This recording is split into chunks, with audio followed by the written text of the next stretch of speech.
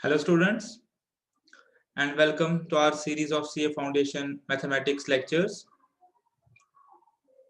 अभी तक हम लोगों ने 4 चैप्टर्स कंप्लीट कर लिए अपने मैथमेटिक्स पोर्शन से और अपने लॉजिकल रीजनिंग से 4 चैप्टर्स कंप्लीट कर लिए। तो अभी हमारा लॉजिकल रीजनिंग में एक चैप्टर बचा हुआ है जो हमें आगे करवाना है और मैथमेटिक्स में हमारे 4 चैप्टर्स बचे हुए हैं। उन 4 चैप्टर्स में से भी एक चैप्टर जो है उसके 2 पार्ट्स है, part A and part B. वो है इक्वेशंस एंड मैट्रिसेस। उसमें इक्वेशंस वाला पार्ट अलग है और मैट्रिसेस वाला पार्ट अलग है। मैट्रिसेस पहले सिलेबस में नहीं होता था, लेकिन अब इन लोगों ने उसको ऐड किया हुआ है फाउंडेशन के लिए। तो इसलिए हमने चैप्टर के 2 पोर्शन कर दिए, इक्वेशन वाला और एक मैट्रिसेस वाला। तो अभी जो हम चैप्टर शुरू करेंगे वो है इक्वेशंस एंड मैट्रिसेस। तो उसमें भी हम इक्वेशन वाला पार्ट स्टार्ट करेंगे, जिसमें हमें 3 से 4 लेक्चर्स लगने वाले हैं। इक्वेशंस वाला चैप्टर मैं आपको बता दूं बहुत ही इजी चैप्टर है, स्कोरिंग चैप्टर है। दोनों चैप्टर का मिला के कवरेज 4 से 6 मार्क्स का है, तो आप एक्सपेक्ट कर सकते हैं कि 3 to 4 मार्क्स यहाँ से आएंगे। और ये ऐसे मार्क्स है जो बहुत ही इजीली आप लोग ले सकते हैं अगर आपने अच्छे से इक्वेशंस को समझा है और किया हुआ है। इक्वेशंस में एक और आपके लिए अच्छी बात जो मैं बता देता हूँ, इक्वेशंस में मोस्ट ऑफ द क्वेश्चंस आपके सब्स्टिट्यूशन मेथड से हो जाएंगे। सब्स्टिट्यूशन मेथड का क्या मतलब है, मैंने पहले क्लास में बताया था आपको कि अगर आप ऑप्शंस देख के इक्वेशन को पूरा कर पाओगे तो आपका सॉल्यूशन हो जाएगा। तो अगर आपको सॉल्व करना पूरा इक्वेशन नहीं भी आएगी, पूरी सॉल्व करने एंड तक अगर आपको वो नहीं आएगा, तब भी आपको घबराने की जरूरत नहीं है। अगर आप जस्ट ऑप्शंस पुट करके इक्वेशन को पूरा कर लेते हैं या जो भी क्वेश्चन की रिक्वायरमेंट है, तो आपका पूरा क्वेश्चन हो जाएगा। तो इसलिए ये चैप्टर इसलिए भी अच्छा है कि आप इसमें स्कोर इस तरीके से भी कर सकते हैं। ऑल्दो हम चाहेंगे कि आप कॉन्सेप्ट पढ़े, आपको पता हो कैसे होगा, लेकिन एग्जाम पर्पस के लिए आप वो यूज कर सकते हैं। आप simply substitution method maximum question में, I would say 90% of questions में आपको सॉल्व करने की जरूरत ही नहीं है। आप जस्ट ऑप्शंस देख के अपना आंसर पुट कर सकते हैं अगर आप क्वेश्चन की रिक्वायरमेंट को पूरा करेंगे। ठीक है, मैं एग्जामिनेशन में आप कोशिश करूंगा यहाँ पे कि आपको दोनों मेथड्स दिखाऊं।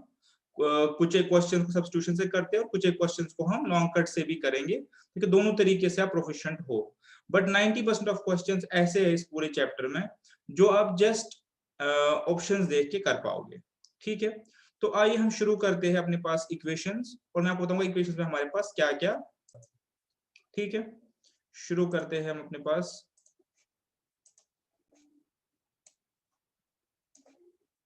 इक्वेशंस।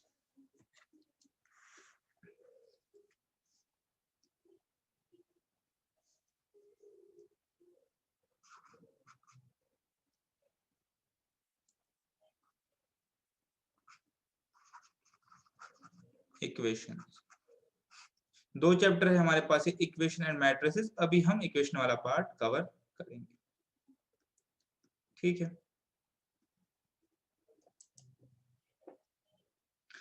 सबसे पहले आप समझिए इक्वेशन क्या होता है। इक्वेशन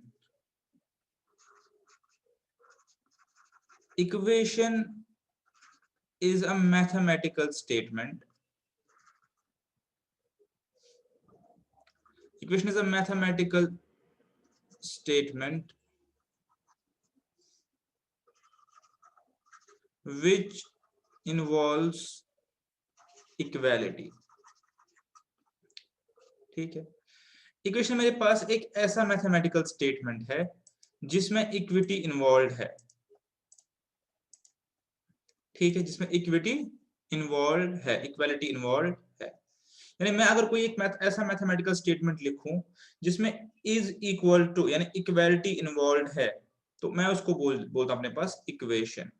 ठीक है, और जब मैं ये साइन यूज करता हूं, जब मैं ये साइन यूज करता हूं, इसका क्या मतलब है? इसका मतलब है कि जिन टर्म्स को ये इक्वालिटी साइन कनेक्ट करेगा वो मेरे पास बराबर होंगे, वो मेरे पास इक्वल होंगे, एक दूसरे के बराबर होंगे। ठीक है, फिर हम आगे पढ़ते हैं कि टाइप्स ऑफ इक्वेशन क्या, हम आगे देखते हैं। पहले इक्वेशन को समझने की कोशिश करते हैं। इक्वेशन को आप ऐसे समझ सकते हैं कि इक्वेशन मेरे पास is like a weighing balance. ठीक है, वेइंग बैलेंस का मतलब क्या होता है? तराजू। अगर आप एक तराजू देखें, अगर आप एक वेइंग बैलेंस देखें, आज वाला नहीं, इलेक्ट्रॉनिक वाला, पुराना वाला, जिसके दो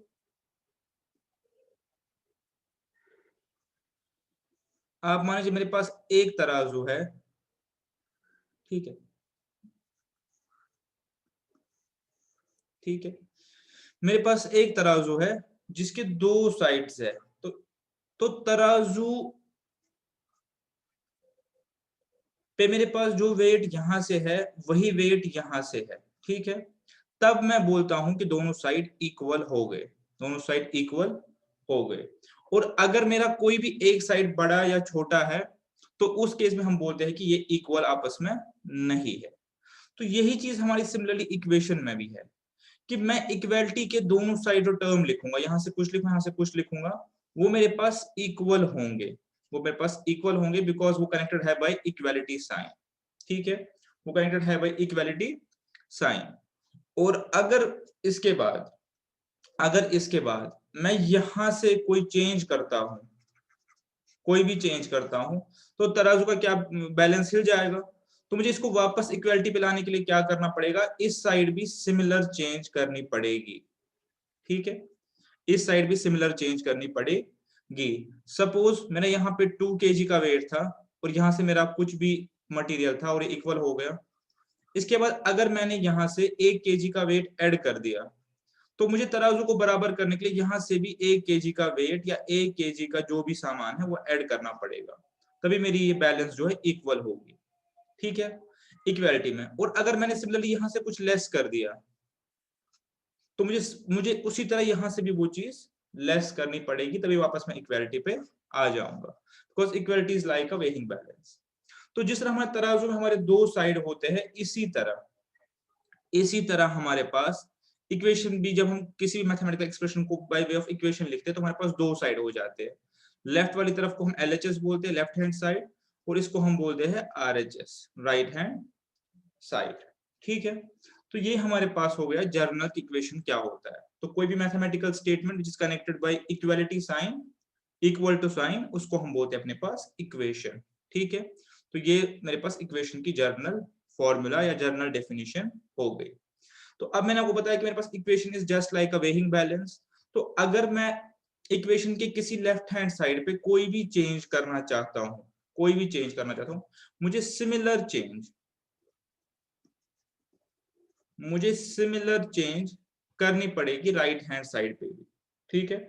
जब मैं similar change right hand side पे भी करूंगा तभी मेरी इक्वेशन आगे चल के ट्रू होल्ड होगी, ठीक है।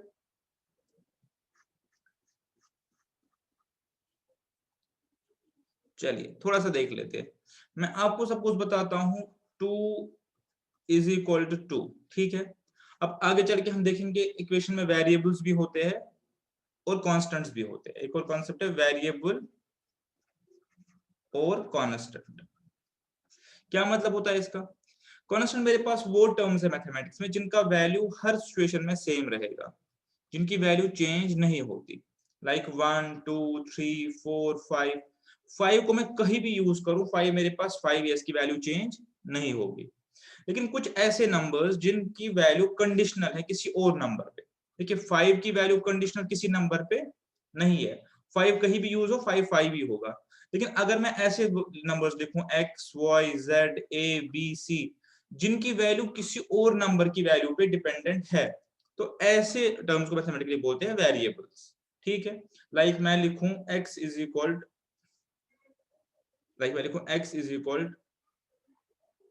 ठीक है, x is equal 2x plus 5। तो अब इस केस में जो x की वैल्यू है ये खुद कोई वैल्यू नहीं, वेरिएबल है, ये डिपेंड करेगी दूसरे जो मैं यहाँ पे वैल्यूज पुट करूं उसके हिसाब से ये x की वैल्यू निकलेगी, ठीक है। तो ऐसे केस में हम इन नंबर्स को बोलते हैं x y z a, जिसे भी मर्जी को डिनोट करे a b c, इनको हम बोलते हैं वेरिएबल्स, बिकॉज इनका वैल्यू वेरी करेगा। बट इस केस में जो 5 है इसको हम बोलते हैं कांस्टेंट, बिकॉज इसका वैल्यू हमेशा 5 ही रहेगा चाहे मैं इसको कहीं भी यूज करूं, ठीक है। ये एक अलग सा कॉन्सेप्ट हो गया। तो अब मैंने एक स्टेटमेंट लिखा है यहाँ पे 2 इज इक्वल टू 2, ठीक है। अब this mathematical statement is connected by equality, ठीक है, इक्वालिटी। तो अब मैं आपको तराजू की एग्जांपल दे रहा था कि अगर मैं यहाँ पे कोई भी चेंज करूं, ये मेरा LHS हो गया, ये मेरा RHS हो गया, अगर मैं कोई भी चेंज यहाँ पे करूं, फॉर एग्जांपल मैंने यहाँ पे 2 मेरे पास ऑलरेडी था इक्वेशन में, अब मैंने इसको 2 ये मैंने यहाँ पे चेंज की +3, बाकी मैंने कहीं भी नहीं छेड़ा। तो अब बताइए क्या ये जो इक्वेशन है, ये जो इक्वेशन मेरे पास ओके है, ये मेरे पास गलत है? बिकॉज इक्वेशन मुझे क्या करना है, जो चेंज मैं लेफ्ट हैंड साइड पे करूंगा मुझे सिमिलर चेंज करनी पड़ेगी RHS पे भी, तभी हमारी इक्वालिटी जो है, वो ट्रू होल्ड होगी अगर हम इसको आगे चलाना चाहते हैं। ठीक है, तो सिंपल सा लॉजिक है, आप इसको एज अ वेइंग स्केल ले लीजिए, यहाँ से 2 kg है, यहाँ से 2 kg का कोई मटेरियल है, तो अब अगर मैं यहाँ से +3 कर दिया, मैंने कुछ भी कर दिया, तो मैंने इक्वेशन को पूरा करने के लिए मुझे यहाँ पे भी सिमिलर चेंज करनी पड़ेगी, अदरवाइज मेरा एक पलड़ा नीचे आ जाएगा, एक ऊपर आ जाएगा। ठीक है, तो मेरे पास ये इक्वेशन नहीं बचेगी, ये इनइक्वालिटी हो जाएगी, मेरे पास इक्वेशन नहीं बचेगा, इनइक्वालिटी हो जाएगी। ठीक है, तो इसको वापस करने के लिए जो मैंने ऐड यहाँ पे किया, मुझे वही चीज यहाँ पे भी ऐड करनी पड़ेगी किसी भी इक्वेशन में। दूसरी चीज, क्या मैं इक्वेशन को सॉल्व करने के लिए माइनस भी कर सकता हूँ? अगर सेम चीज को मेरे 2 = 2, अगर मैं यहाँ से कुछ माइनस करूं तो मुझे सिमिलर माइनस यहाँ से भी करना पड़ेगा। अगर मैं यहाँ से सिमिलर माइनस नहीं करूंगा तो मेरी इक्वेशन वापस इनइक्वालिटी में कन्वर्ट हो जाएगी। ठीक है, यानी इक्वेशन में मैं जो भी ऑपरेशन करूं मुझे दोनों साइड करना है, तभी मेरी इक्वेशन ट्रू होल्ड होगी, वरना वो इनइक्वालिटी बन जाएगी। तो इसी तरह मैं क्या कर सकता हूं, ऐड कर सकता हूं same number on both sides. ठीक है, मैं सबट्रैक्ट कर सकता हूं same number on both sides, मैं मल्टीप्लाई भी कर सकता हूं same number on both sides. ठीक है, सपोज यहाँ पे 2 यहाँ पे 2 है, मैंने यहाँ से 3 मल्टीप्लाई कर दिया, यहाँ से भी 3 मल्टीप्लाई, तो ये बराबर हो जाएगा। और अगर मैंने यहाँ से 2 के साथ 3 मल्टीप्लाई नहीं किया तो ये इनइक्वालिटी बन जाएगी। सिमिलरली मैं डिवाइड कर सकता हूँ सेम नंबर से बोथ साइड्स पे, लेकिन यहाँ पे एक रेस्ट्रिक्शन आपको पता है, नॉन जीरो नंबर से, because division by zero is not permitted. हमने नंबर सिस्टम में पढ़ा था ये चीज, मैंने नंबर सिस्टम समझाया था। तो मैं डिवाइड भी कर सकता हूँ बोथ साइड्स को। ठीक है, सिमिलरली अगर मेरे पास इक्वेशन में सिमिलरली 2 = 2 है, तो ये सारे ऑपरेशन हो गए। मैं बोथ साइड्स को पावर भी कर सकता हूँ बाय सेम नंबर। ठीक है, तो अगर इसको मैं रेज पावर 4 को यहाँ से भी रेज पावर 4 करना है ट्रू करने के लिए, मैं इसको स्क्वायर रूट भी, फोर्थ रूट भी कर सकता हूँ, स्क्वायर रूट भी कर सकता हूँ। यानी मैं जो भी ऑपरेशन करूं मुझे दोनों साइड वो ऑपरेशन, मैथमेटिकल ऑपरेशन करना पड़ेगा। जो मैंने पहली रीजनिंग दी अपना कि मेरे पास वेइंग स्केल है, तो यहाँ से मैं कुछ भी चेंज करूं मुझे यहाँ से भी वो चेंज करनी पड़ेगी। ठीक है, इनफैक्ट मैं लॉग ले सकता हूँ दोनों साइड, मैं एंटी लॉग ले सकता हूँ दोनों साइड। ठीक है, तो जो भी ऑपरेशन मैं एक तरफ करूं मुझे ऑपरेशन दूसरी तरफ करना है, तभी मैं इक्वेशन को सेटिस्फाई करूंगा, तो मेरी इक्वेशन ट्रू होल्ड होगी। ठीक है, अब हम समझते हैं पावर ऑफ इक्वेशन क्या होता है। ठीक है, और रूट्स ऑफ इक्वेशन क्या होते हैं। उससे पहले छोटा सा कॉन्सेप्ट और है, difference between equation and identity. Equation and identity. अब मैं आपसे सपोज बोलूं x + 2 = 3। ठीक है, मैं आपसे बोलूं मेरे पास एक इक्वेशन है, बिकॉज इक्वालिटी साइन है तो इक्वेशन हो गई। अब मुझे बताइए x की किस पावर पे या x की किस वैल्यू पे इक्वेशन ट्रू होगी। तो आप अभी सॉल्व करना छोड़ दीजिए, हम अभी लॉजिकली देखेंगे। मेरे पास x की वैल्यू निकलेगी 1, यानी अगर मैं यहाँ पे 1 पुट करूं वैल्यू, ठीक है, तो इक्वेशन ट्रू होल्ड होगी। x की वैल्यू 1 पे इक्वेशन ट्रू होल्ड होगी। ठीक है, अब मैं आपको एक और इक्वेशन देता हूं, x/2। ठीक है, x/2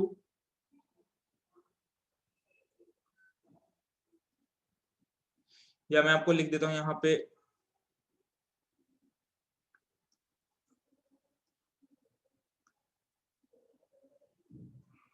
ठीक है 2x, ठीक है, = 4x/2। ठीक है, अब मुझे बताइए ये जो है ये x की कौन सी वैल्यू पे, x की कौन सी वैल्यू पे ये मेरे पास ओके हो जाएगी इक्वेशन। तो अब अगर आप गौर से देखें इस इक्वेशन में क्या चीज है, इस इक्वेशन में मैं x की कोई भी वैल्यू ले लूं, कोई भी वैल्यू ले लूं, ठीक है, तो मेरे पास ये इक्वेशन तब भी इक्वल आ जाएगी, LHS इक्वल RHS आ जाएगा। ठीक है, इसमें और उसमें क्या डिफरेंस है, यहाँ पे x की कोई स्पेसिफिक वैल्यू पे इक्वेशन ओके आएगी, और यहाँ पे जो है x की कोई, यहाँ पे जो है x की कोई जो भी वैल्यू उसमें डालूं मेरे पास ये इक्वल हो जाएगा। तो ऐसे स्टेटमेंट को, ऐसे क्वेश्चन को मैं आइडेंटिटी बोलता हूं, जहां पे x की हर वैल्यू पे मेरे पास इक्वेशन सेटिस्फाई हो जाएगी। और ऐसे आइडेंटिटीज आपको डील नहीं करनी, ये आपके सिलेबस में नहीं है, और ये इस पे कोई फर्दर ऑपरेशन भी नहीं हो सकता। तो इसको अगर मैं रिड्यूस करूं तो ये 2 इज इक्वल टू 2 के बराबर ही हो जाएगा, जो कि हमें पता है ऑलरेडी ट्रू है, इस पे हम कुछ और फर्दर नहीं कर सकते। तो ऐसी कोई इक्वेशन जो x की हर वैल्यू पे सेटिस्फाई हो जाएगी, यानी मैं कोई भी वैल्यू डालूं तो मेरे पास वो आ जाएगा इक्वल, तो उसको हम आइडेंटिटी बोलते हैं, और वो हम डील नहीं करते। तो ये मैंने आपको थोड़ा सा बताया इसके बारे में, इक्वेशन आइडेंटिटी में क्या डिफरेंस होता है। अब जो हम मेन पढ़ने वाले हैं वो पावर ऑफ इक्वेशन। ठीक है,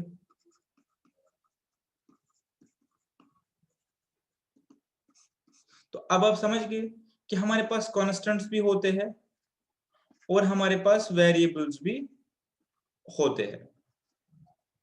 ठीक है, तो अब इक्वेशन का पावर कैसे निकालते हैं। सपोज मैं आपको बोलूं मेरे पास एक इक्वेशन है 2x plus 3 is equal 4x plus 5। ठीक है, ये इक्वेशन आ गई मेरे पास। अब सॉल्व करना हम बाद में सीखेंगे, पहले अब मेरे साथ सीखिए जो मैं आपको बता रहा हूं।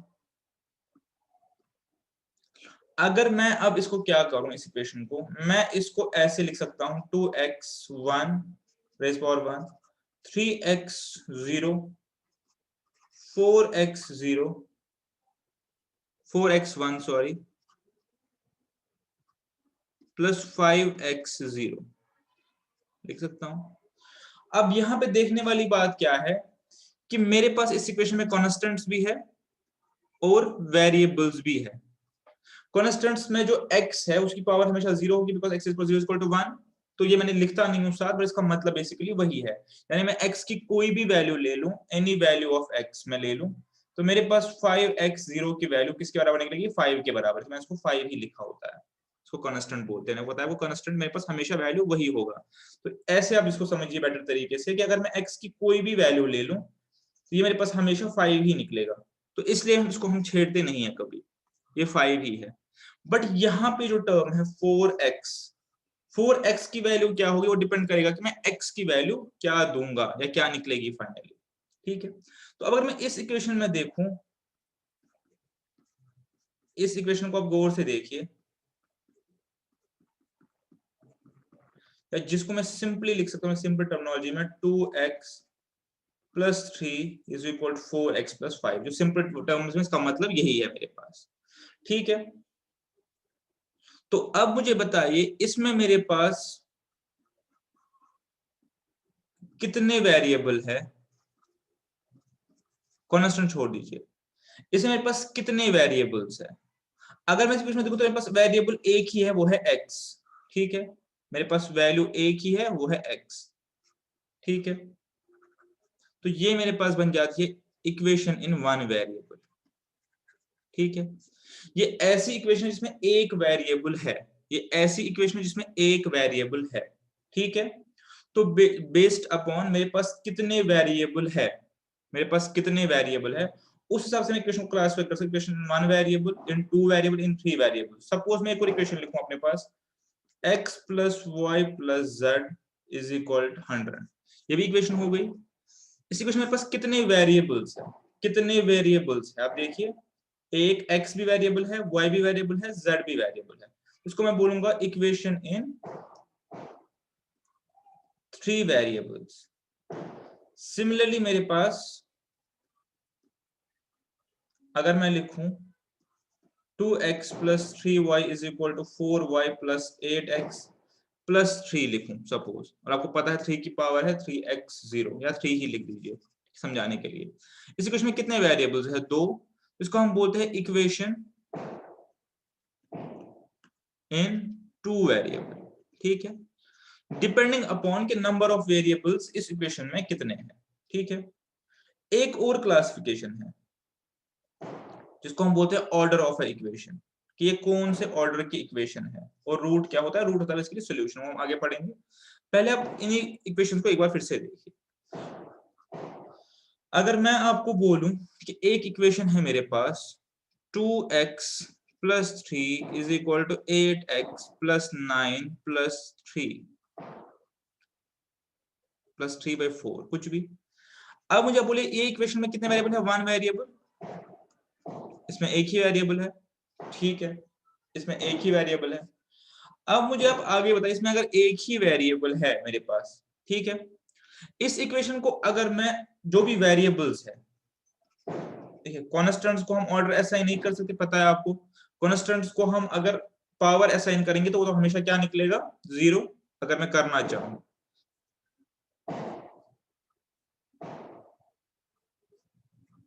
ठीक है, वैसे तो करने की जरूरत है नहीं। अब आप देखिए मेरे पास जो वेरिएबल्स है, ठीक है, x है और x है, इनका अगर आप पावर चेक करें तो इनका पावर क्या है, इसका पावर 1 है, इसका पावर 1 है, इसका पावर 1 है, इसका पावर 1 है। तो इसका मतलब मैं इस इक्वेशन को बोलूंगा लीनियर इक्वेशन या सिंपल इक्वेशन। ठीक है, इसका जो पावर है, highest power, I would say highest power इसका क्या है, 1। ठीक है, तो ये इक्वेशन मेरे पास हो गई लीनियर इक्वेशन। तो पूरा नाम लिखना चाहूं तो उसको बोलूंगा मैं linear equation in one variable.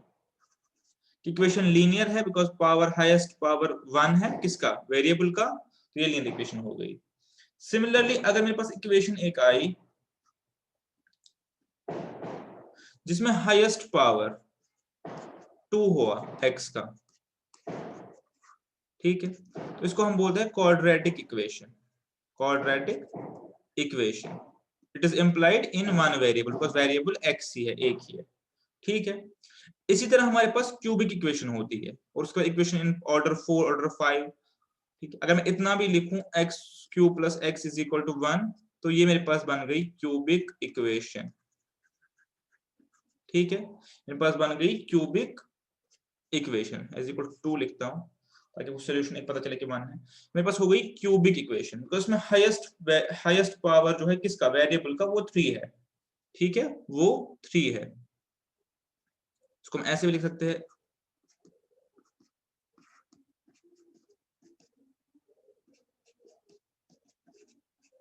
ठीक है, वापस मैंने वही चीज लिखी दूसरे तरीके से।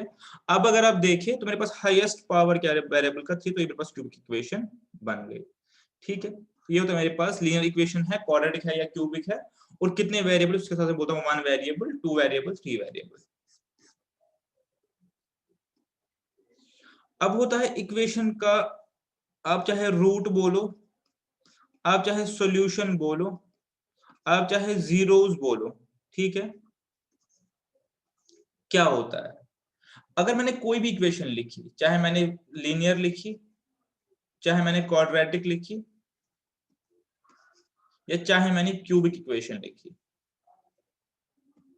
इसमें मेरे पास वेरिएबल है x, आपको पता है x वेरिएबल है, तो x की वो वैल्यू, x की वो वैल्यू जो इस इक्वेशन को सेटिस्फाई करे, यानी जो इस इक्वेशन को पूरा करे, उसको हम बोलते हैं फाइंडिंग रूट्स ऑफ इक्वेशन या सॉल्यूशन या जीरोस। ठीक है, रूट और सॉल्यूशन तो आपको पता ही होगा क्यों बोलते हैं, जीरोस बता देता हूं क्यों बोलते हैं। इस तरीके से समझिए कि अगर मेरे पास इक्वेशन है x + 3, या सिंपल लिख लेता हूं, सिंपल भी, x - 3 = 0, या ऐसे x = ठीक है, x - 3 = 0 इक्वेशन है।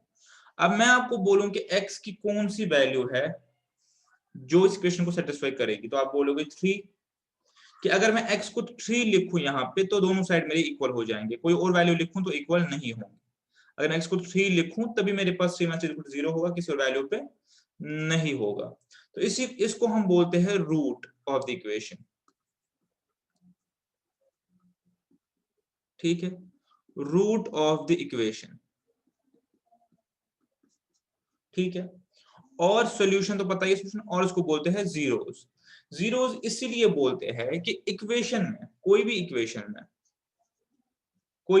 में मैं अगर सारा आरएचएस एक साइड ट्रांसफर करूं तो मेरे पास क्या बच जाता है, 0। सपोज मैं आपको बोलूं 2x plus 3 is equal to 4x plus 4। अब मैं बोल रहा हूं इस इक्वेशन में सब चीजों को एक साइड कर लीजिए। कैसे करेंगे? 2x प्लस 3 माइनस 4x, ठीक है, minus 4x minus 4 is equal to 0। तो ये हो गया माइनस 2x, ये हो गया माइनस 1 इज इक्वल टू 0। ठीक है, माइनस साइन को हटा भी सकता हूं, तो मेरे पास क्या बन जाएगा? क्या बन जाएगा? 2x plus 1 is equal to 0। तो अब अगर मैं देखूं, मुझे बेसिकली x की आपको वो वैल्यू बोलनी है कि मैं यहां पे डालूं तो मेरा ये पूरा साइड 0 हो जाए। ठीक है, मुझे आपको बोलनी है कि मैं x की ऐसी कौन सी वैल्यू डालूं कि मेरे पास ये साइड 0 हो जाए। तो अगर आप गौर से देखेंगे, अगर आप गौर से देखेंगे तो मेरे पास x की जो वैल्यू बनेगी वो बनेगी -1/2, -1/2। तो ये मेरे पास इक्वेशन का 0 हो गया। अब 0 से क्यों बोलते हैं? बिकॉज जब यहाँ पे मैं डालूंगा ये वैल्यू तो मेरा पूरा ये जो टर्म है, ये टर्म मेरी 0 बन जाएंगे। इसलिए इसको बोलते हैं finding zeros of the equation. यानी जब मैं यहाँ पे ये पूरा वैल्यू डालूं तो मेरा ये पूरा साइड होगा 0 और लेफ्ट हैंड से मेरे पास 0 है ही है। ठीक है, हो गया ये चीज। सोल्यूशन ढूंढना, सोल्यूशन कैसे निकालना है वो आगे डिस्कस करेंगे, काफी आसान सा पार्ट है। ठीक है, लेकिन पहले आप इक्वेशन होती क्या है और कैसे हम इसका सोल्यूशन क्यों निकालते हैं और आप एग्जाम में कैसे इसका सोल्यूशन पुट करके निकाल सकते हैं। तो बेसिकली जो कंसेप्ट है वो ये है कि अगर आप इक्वेशन की सारी चीजों को एक तरफ ले आएंगे तो आपके पास राइट हैंड साइड से 0 बचेगा। तो उसके बाद आपने वो वैल्यू पुट करनी है जिससे वो इक्वेशन 0 हो जाए, उसको बोलते हैं जीरोस इक्वेशन ढूंढना। तो ये एक ही चीज है। अगर आपको जीरोस बोला जाए, सोल्यूशन बोला जाए, रूट बोला जाए, तो ये सब एक ही चीज है, एक ही चीज है। तो ये आपको निकालना है। ठीक है, ये हो गया मेरे पास।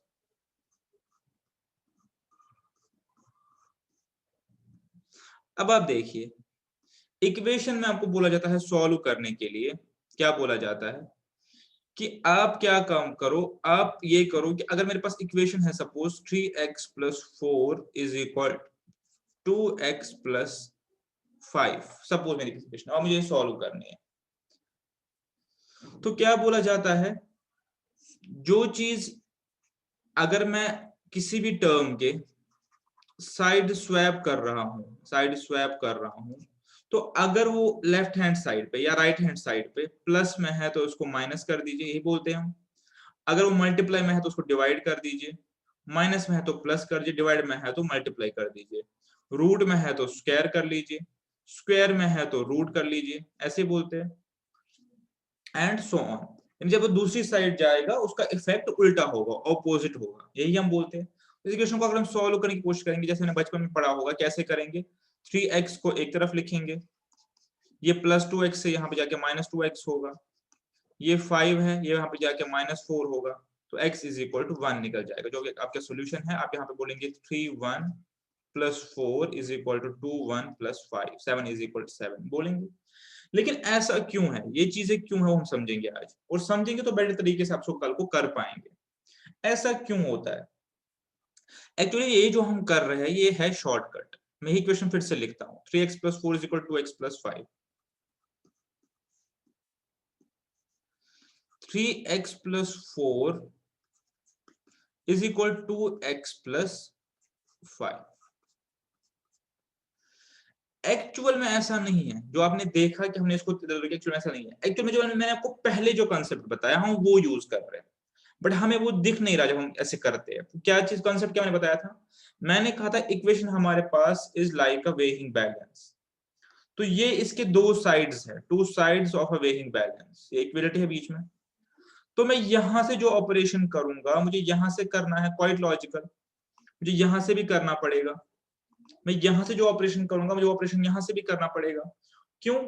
तभी मेरी इक्वालिटी होल्ड होगी।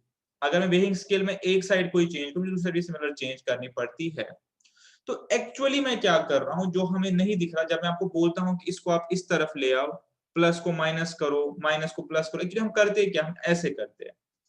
3x प्लस 4 यहां से है 2x प्लस 5।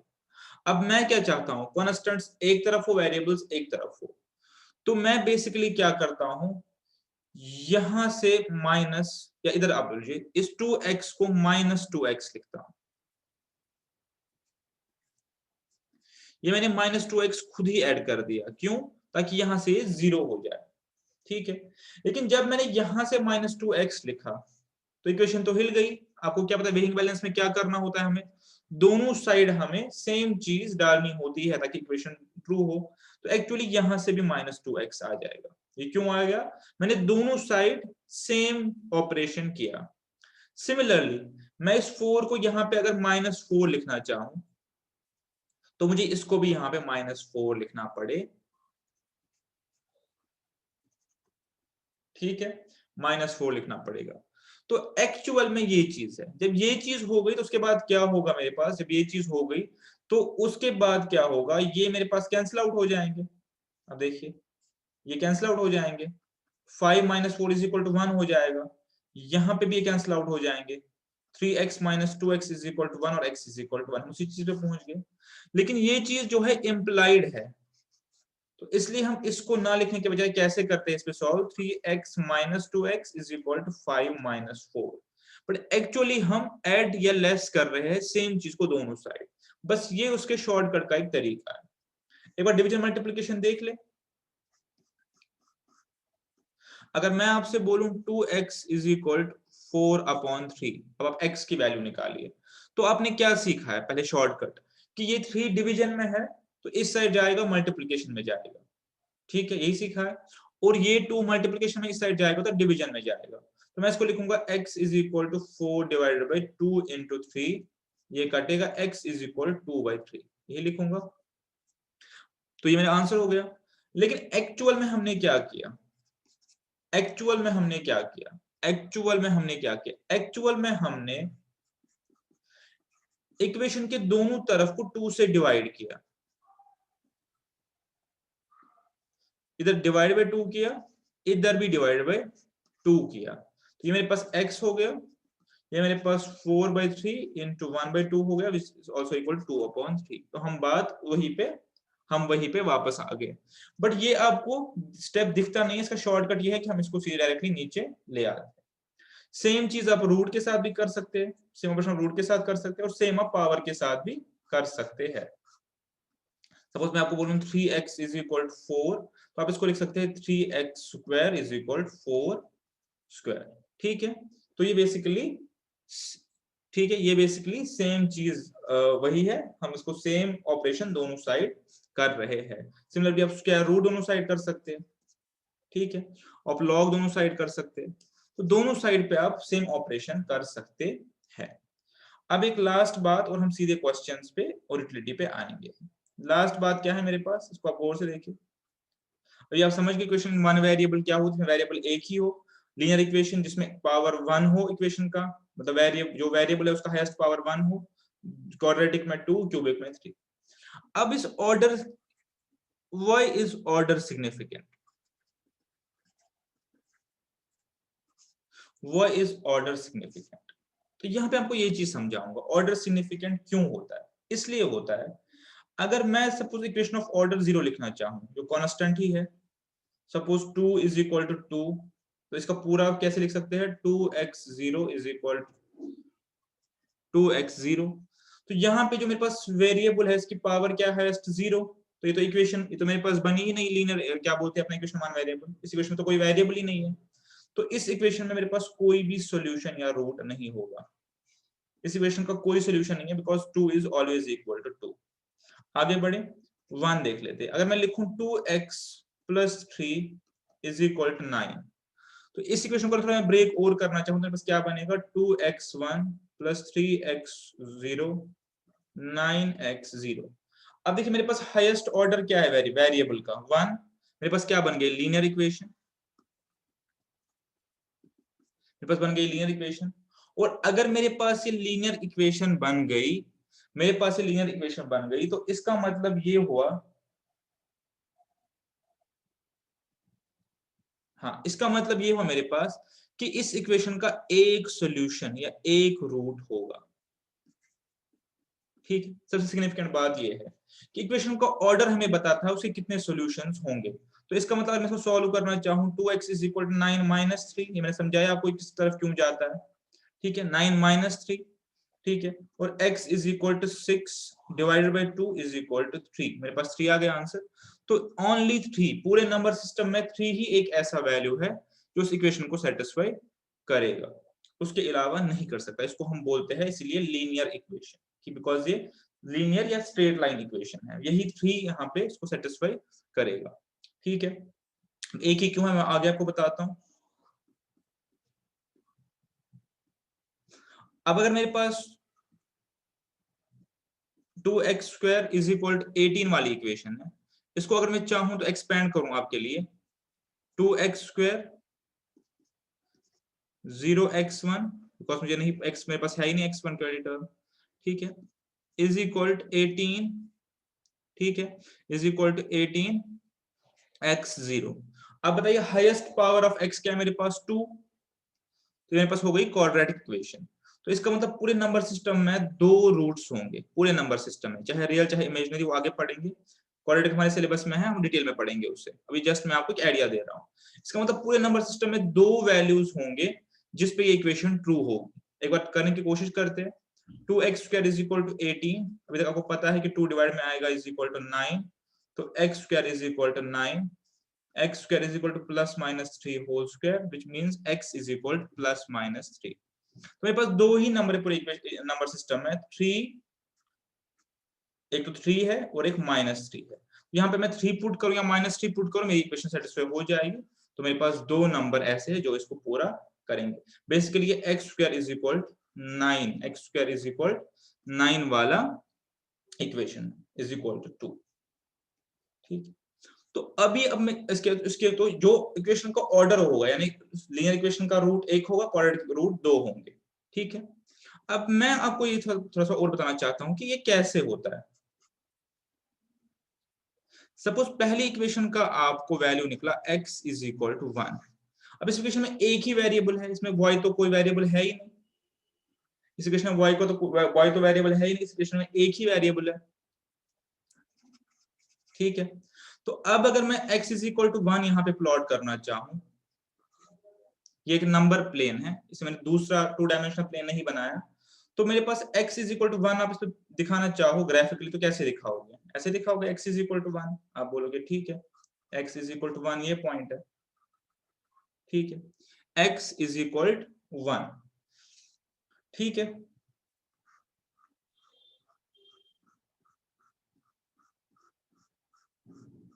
अब मैं आपसे बोलूं कि चलिए ये यही चीज जो है ये आप दिखाओ मुझे 2 डायमेंशनल प्लेन पे।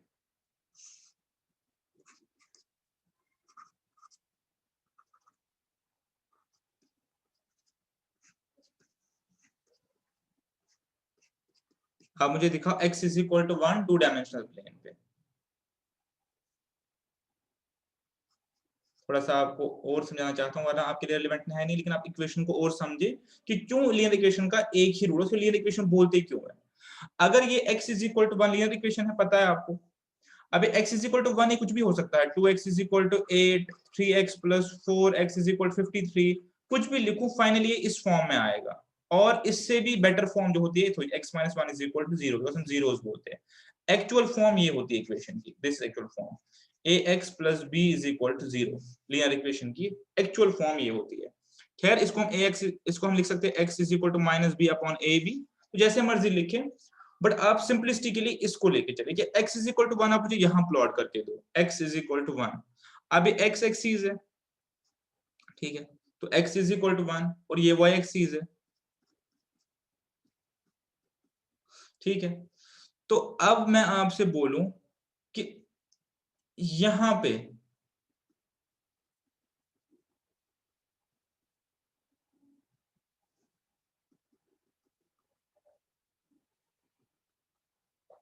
ठीक, इस पूरी लाइन पे x का वैल्यू क्या है, यहां पे x का वैल्यू क्या है, यहाँ पे x का वैल्यू क्या है, यहाँ पे x का वैल्यू क्या है, यहाँ पे x का वैल्यू क्या है। यानी अगर मैं y की कोई भी कॉरेस्पॉन्डिंग वैल्यू उठाऊं, y की कोई भी कॉरेस्पॉन्डिंग वैल्यू उठाऊं, 1 उठाऊं, 2 उठाऊं, 3 उठाऊं, -1 उठाऊं, -2 उठाऊं, मेरे पास x हमेशा 1 ही निकल रहा है। तो ये मेरे पास जो लाइन है, this represents x is equal to 1, x is equal 1 and linear equations are like that. linear equations आपकी ऐसे ही होंगी, linear equations आपकी ऐसी होंगी हमेशा, ठीक है, एक स्ट्रेट लाइन में होंगी, इसलिए इनका सॉल्यूशन 1 होता है, एक ही होता है, बिकॉज ये आपकी जो आपकी लाइन है x वाली लाइन, इसको एक ही जगह कट करेंगे, ठीक है, इनको बोलते हैं अपने पास लीनियर इक्वेशन। अभी मैं एक वेरिएबल की बात कर रहा हूं, तो मैंने आपसे एक और चीज जहां पे बोली जिससे आप कंफ्यूज हो सकते हो कि मैं y की कोई भी वैल्यू डालूं तो मेरे पास x इज इक्वल टू 1 ही होगा। वो क्यों है? बिकॉज मेरे पास y तो है ही नहीं इक्वेशन में, मेरे पास y तो था ही नहीं, बट मैंने इसको 2 डायमेंशनल प्लेन में ड्रॉ किया, तो इसको मैं ऐसे लिख सकता हूं, x इज इक्वल टू 1 मेरी इक्वेशन थी फाइनली, या मेरे पास थी x minus 1 is equal to 0। अब मैं इसको चाहे थोड़ा एक्सपेंड करके आपको दिखाऊं, 1 into x1 minus 1 into x0 is equal to 0, 1 into x1 minus 1 into x0, अगर यहाँ पे इसको हम लिखूं 0 और y, क्या मैं लिख सकता हूँ? हाँ जी लिख सकता हूँ, मेरे इक्वेशन कोई फर्क नहीं पड़ा। अब आप देखिए जो मैं बोलने की कोशिश कर रहा हूँ, इस इक्वेशन में मेरे पास y था ही नहीं, मैंने y को खुद यहाँ पे लाया। अब अगर मैं चाहूं x जो है, x की वैल्यू हमेशा 1 ही रहेगी, बिकॉज 1 पे इक्वेशन पूरी होगी। y की चाहे मैं कोई भी वैल्यू पुट करूं, एनी वैल्यू पुट करूं, मैं y को 100 लिखूं, 300 लिखूं, 400 लिखूं, 500 लिखूं या 0 लिखूं, तो y की मैं कोई भी वैल्यू पुट करूं, मेरे पास हमेशा y की किसी भी कॉरेस्पॉन्डिंग वैल्यू पे x की वैल्यू 1 ही आएगी फिर भी, ठीक है। तो एक्चुअली ये इसके अंदर है, तो इसलिए मैं इसको 2D प्लेन पे भी ड्रॉ कर सकता हूं। जब हम लीनियर इक्वेशन इन 2 वेरिएबल्स पढ़ेंगे तब आपको ये चीज ज्यादा बेटर समझ आएगी। अगर यहाँ पे 0 के बजाय 3y होता तो y का ऑर्डर भी 1 ही है, यानी सपोज मेरे पास x plus y is equal to 3 होता। अब मुझे इसको ड्रॉ करना है इसको, तो अब मुझे देखना कि अगर मेरी x की वैल्यू 1 है तो y की वैल्यू 2 है, अगर मेरी x की वैल्यू 5 है तो y की वैल्यू मेरे पास -2 है। तो ऐसे करके मुझे वो प्लॉट करके एक लाइन बनानी पड़ेगी, तो वो एक अलग लाइन है, फिर हम बताएंगे कि x और y को कहां कहां कट करेगी, वो हम आगे पढ़ेंगे। लेकिन अभी के लिए मैं आपको समझा रहा था कि लीनियर इक्वेशन का एक ही रूट होता है, उसका एक ही रूट होता है और वही उसका सॉल्यूशन होता है। क्वाड्रेटिक के 2 होते हैं, बिकॉज वो इसको 2 जगह कट करती है, ठीक है, वो उसको 2 जगह कट करती है। तो इसी and so on and so fourth, तो जो इक्वेशन का ऑर्डर मतलब हाईएस्ट पावर ऑफ वेरिएबल, वही उसके number of roots. Quadratic equation या लीनियर इक्वेशन 2 वेरिएबल्स जब हम पढ़ेंगे, लीनियर इक्वेशन इन 2 वेरिएबल्स, तब हम क्या करेंगे, तब हम थोड़ा ग्राफिकली भी इसको समझेंगे आगे। अभी के लिए जितना मैंने आपको समझाया उतना रिलेवेंट है, उतना आपके लिए सफिशिएंट है। और मैंने आपको बताया कि इक्वेशन सॉल्व करने का तरीका क्या है, कि जो लेफ्ट हैंड साइड पे है उसको दूसरी साइड ले जाएंगे, उसके साइन उल्टे करेंगे। वो क्यों करते हैं वो मैंने आपको ऑलरेडी एक्सप्लेन किया इन डिटेल। और एक लास्ट बात जो मैंने स्टार्टिंग में कही थी कि एग्जाम में आपको कोई भी जरूरत नहीं है, एग्जाम में आपको कोई भी जरूरत नहीं है क्वेश्चन को ज्यादा सॉल्व करने की, सीखेंगे हम, लेकिन एग्जाम में आपका पर्पस होना चाहिए कि हम, हाँ जी, एग्जाम आपका पर्पस होना चाहिए कि हम क्या करें, हम पुट करके जितने वैल्यू निकाल सकते उतने वैल्यू अपने पास निकालें, ठीक है। तो आइए हम शुरू करते हैं अपने पास इसके क्वेश्चंस। बहुत ही इजी पार्ट है ये, इस डिस्कशन के बाद तो और ज्यादा इजी हो जाना चाहिए। और मैं आपको ये सिखाऊंगा कि आपने एग्जाम में पुट करके ही मैक्सिमम वैल्यूज निकालने हैं, ठीक है। आइए शुरू करते हैं। 2 एक्सरसाइज है, पहला इक्वेशन पे है, बहुत आसान सा पार्ट है, और दूसरा जो है उसमें आपने क्या करना है, उसमें आपने एप्लीकेशन देखनी है, ठीक है। बाकी जो हमने आपसे बात की ऊपर लिखा हुआ है वो आप एक बार पढ़ ले तो अच्छी बात है। लीनियर इक्वेशन को सिंपल इक्वेशन भी बोलते हैं, मैंने आपको बताया, बिकॉज ये बेसिक इक्वेशन है। अब एक चीज ax प्लस बी मैंने आपको बताया जर्नल फॉर्म है, सीखने की जरूरत है, याद करने की जरूरत नहीं है, आप खुद समझ सकते हैं कि मेरे पास x की जो भी टर्म्स है लीनियर इक्वेशन में, उनको कंसोलिडेट करूंगा, कांस्टेंट्स को कंसोलिडेट करूंगा तो मेरे पास ये फॉर्म आ जाएगी। जीरो कैसे आएगा, जब पूरे पूरे टर्म्स को एक तरफ करेंगे, तो ये मेरे पास इक्वेशन की जर्नल फॉर्म हो गई, ये आपने समझा हुआ है ऑलरेडी। अब आप देखिए, ये भी पता है एक ही रूट है। पहला क्वेश्चन आपके पास ये बोल रहा है, मैं यहाँ पे लिख देता हूँ, 4x by 3 minus 1 is equal to 14 by 5x plus 19 by 5, ठीक है। तो पहले सबसे पहले आप बताइए इक्वेशन कौन सी है, linear equation in one variable, तो इसका मतलब इसका एक ही रूट होगा। यहाँ पे ऑप्शंस नहीं है तो सॉल्व करके आपको बताऊंगा, एक्सरसाइज में ऑप्शंस है। तो सॉल्व करने में क्या करना है आपने, एक्स वाले टर्म्स को एक तरफ लाएंगे, ठीक है, एक्स वाले टर्म्स को एक तरफ लाएंगे और कॉन्स्टेंट्स को एक तरफ लाएंगे, उसके बाद हम उनको सॉल्व कर सकते हैं, ठीक है। तो आपको पता है एक्चुअल में हम क्या करें, दोनों साइड को सेम चीज से ऐड या लेस करते हैं, पर शॉर्टकट के लिए हम इसको एक्चुअली हम क्या करेंगे, दोनों साइड को +1 करेंगे। जब दोनों साइड को +1 करेंगे तो यहाँ क्या आ जाएगा, ये हट जाएगा 4x/3। अभी मैं इसको सिंपलिसिटी के लिए इधर ही रखता हूं, ठीक है, हो गया ये। अब इसको यहां ले आएंगे, 4x/3 minus 14x/5 is equal to 19/5 plus 1, ठीक है। तो अब सिंपली सॉल्व करना है आपको, ये नंबर्स का एडिशन है, फ्रैक्शंस का एडिशन है, आपको पता है कैसे करना है, सीखा हुआ है। 19 और 5 24/5। अब इसको सॉल्व करना है, 20 इसको सॉल्व करना है आपने, 4x/3 minus 14x/5, 14, okay sorry, question में 14/15 है, ठीक है। अब इसको अपने सॉल्व करना है, 15 4 इज इक्वल 60 माइनस 42, ठीक है, आप ये कर सकते हैं, 60 माइनस 42, तो मेरे पास हो गया 18x डिवाइडेड बाई 45। तो आपका क्वेश्चन इजी होगा, आप लिख सकते हैं x इज इक्वल 24/5, 45 को यहाँ मल्टीप्लाई करेंगे, 18 को यहाँ डिवाइड करेंगे, तो आपके पास आ जाएगा इसका सॉल्यूशन, ठीक है। 12, ऐसे आप कैंसिल आउट भी कर सकते हैं, ये 9, ये 2 और ये 12, ठीक है। तो मेरे पास आ गया इसका सॉल्यूशन। तो सॉल्यूशन आप खुद अराइव कर सकते हैं, कॉन्सेप्चुअली आप पहले समझिए कि मैं क्या करूंगा, एक्स वालों को एक तरफ ले जाऊंगा और जो एक्स के बगैर है उनको एक तरफ ले जाऊंगा। बाद में जो ऑपरेशंस हमने सीखे, जो प्लस में है उसको माइनस करेंगे, जो माइनस में है उसको प्लस करेंगे, डिवीजन वाले को मल्टीप्लाई करेंगे, मल्टीप्लाई वाले को डिवीजन करेंगे। और एक्चुअल में हम क्या कर रहे हैं, बोथ साइड्स को हम सेम टर्म से ऐड या लेस कर रहे हैं। जैसे पहले टर्म में मैंने -1 को इधर लिया, इसका एक्चुअल मतलब क्या था, इसका एक्चुअल मतलब था इक्वेशन के दोनों साइड को 1 से ऐड किया। जब यहाँ 1 ऐड किया तो ये कैंसिल हो गया, और जब यहाँ 1 ऐड किया तो ये इसके साथ ऐड हो गया। सिमिलर जब मैंने इसको इधर लिया तो मैंने क्या किया, यहाँ माइनस किया 14x/15 और यहाँ भी माइनस किया 14x/15, ये मेरे पास कैंसिल आउट हो गया, तो इसका मैंने सोल्यूशन निकाला, ठीक है। कॉन्सेप्चुअली भी और लॉजिकली भी ऐसे, ठीक है।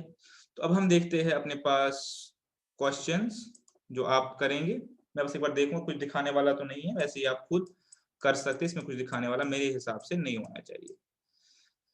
हाँ, the equation will be satisfied for, तो अब मैंने आपको कहा कि ये इक्वेशन बहुत ही आसान है, ये बहुत ही बेसिक वाला पार्ट है, इसके आगे थोड़ा डिफिकल्ट आएगा, क्वाड्रेटिक, क्यूबिक, बट आपने 90% ऑफ क्वेश्चंस में जस्ट सब्स्टिट्यूट करना है, बिकॉज आपने कॉन्सेप्ट समझा हुआ है कि बेसिकली मुझे x की वो वैल्यू निकालनी है जिससे इक्वेशन पूरी हो। तो आप सिंपली अगर इनको पुट करके देखें कि किस पे ये इक्वेशन पूरी हो रही है, तो आप इसको सोल्यूशन निकाल पाएंगे। या तो x को पुट कीजिए, इसको इसको इसको, अदरवाइज आप इसको मैथमेटिकली भी कर सकते हैं। तो मैथमेटिकली आपको पता है कैसे करना है, -7x + 3x 5 - 1 -4x x is equal -1, ठीक है, ठीक है अपने पास। तो आप इसको ऐसे कर सकते हैं, तो या आप इसमें पुट कर लीजिए। सेम क्वेश्चन नंबर 2 में, सेम क्वेश्चन नंबर 3 में, सेम क्वेश्चन नंबर 4 में। क्वेश्चन नंबर 5 थोड़ा सा उल्टा है, बोल रहा है कि 8 किसका सोल्यूशन है। तो या तो आप सारी इक्वेशन को सॉल्व कर लीजिए, वो एक कॉम्प्लिकेटेड टास्क है, पहले आप चारों इक्वेशन को सॉल्व कर लीजिए, फिर देखिए 8 किस में आंसर आएगा।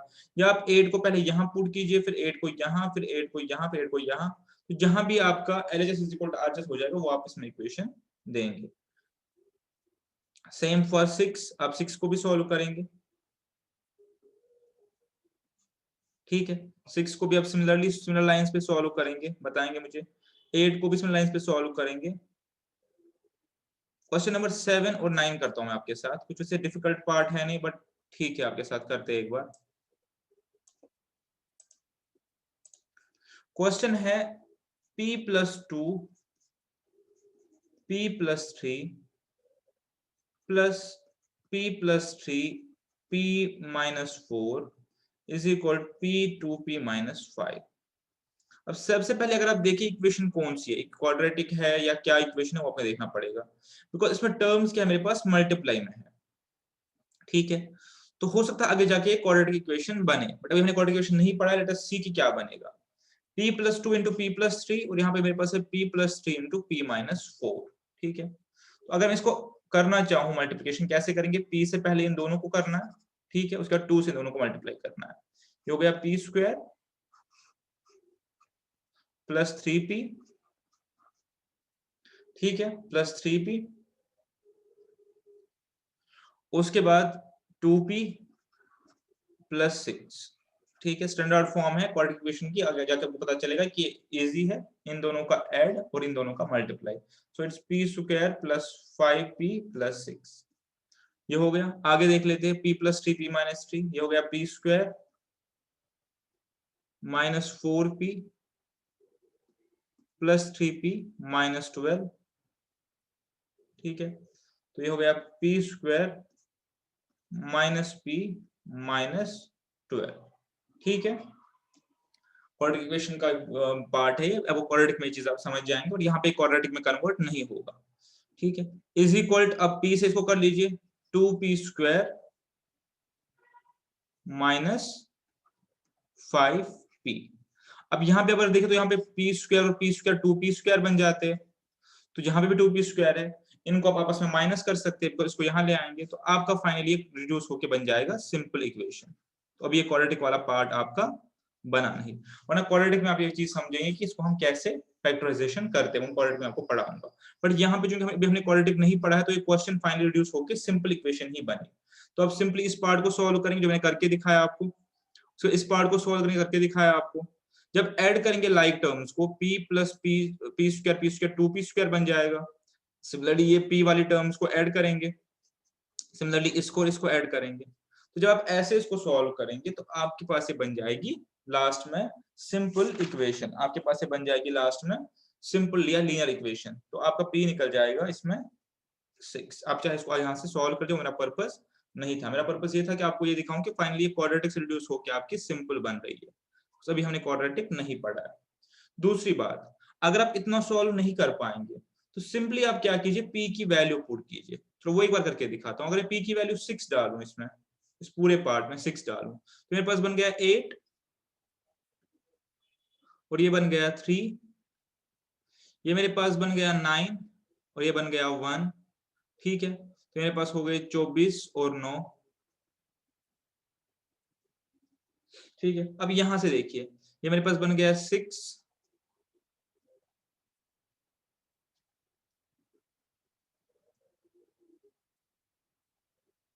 मेरे पास बन गया 6 because p is equal 6, 2p is equal 12 minus 5 is equal 7। ठीक है,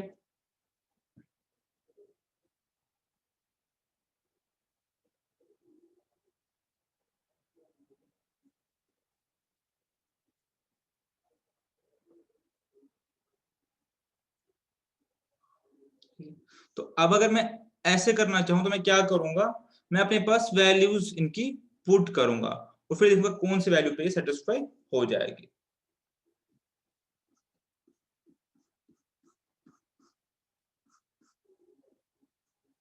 और मैंने आपको पहले ही कहा कि 90% ऑफ केसेस में आपने क्या करना है, वैल्यूज ही पुट करनी है इक्वेशन के केसेस में। बिकॉज आप सॉल्व करेंगे तो टाइम लगेगा, पर सॉल्यूशन दिखाना जरूरी है ताकि आपको आइडिया हो कैसे हो रहा है।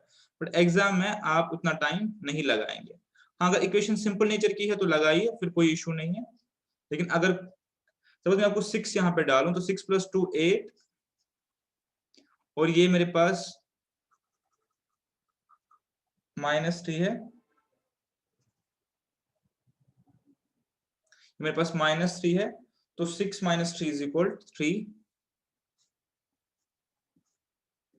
ठीक है, p plus 3, 6 plus 3 is equal to 9 और 6 माइनस 4 इज इक्वल 2। मेरे पास 24 और 18, मेरे पास बन गया 42।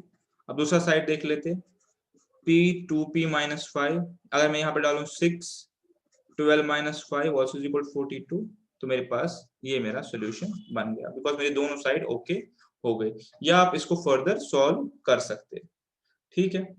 अगर आप सॉल्व भी करना चाहते हैं वो भी आपको दिखा देता हूँ, बट मेरा पॉइंट ये है कि एग्जाम में वो करने की जरूरत नहीं है, वैसे हमने आधा किया ही हुआ है।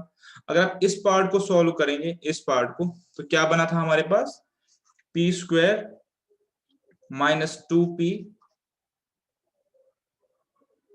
p square minus 3p plus 2p minus 6, और इस पार्ट का क्या बना था, p square minus 4p plus 3p minus 12। तो ये पूरा पार्ट क्या बना मेरे पास, अरे पूरे पार्ट को देखूं, 2p स्क्वायर, अब ये देखिए minus 3p plus 2p minus p हो गया, माइनस 5p, और ये 3 कर लीजिए तो माइनस 2p, यानी जो भी p वाली टर्म्स है, लाइक वाइज टर्म्स है, उनको ऐड कर रहा हूं, इसको इसको इसको और इसको, लाइक टर्म्स को ऐड कर, ऐसे मैंने p स्क्वायर और p स्क्वायर को ऐड किया, ऐसे इसको और इसको, तो माइनस 18 हो गया नेट में इक्वेशन मेरी।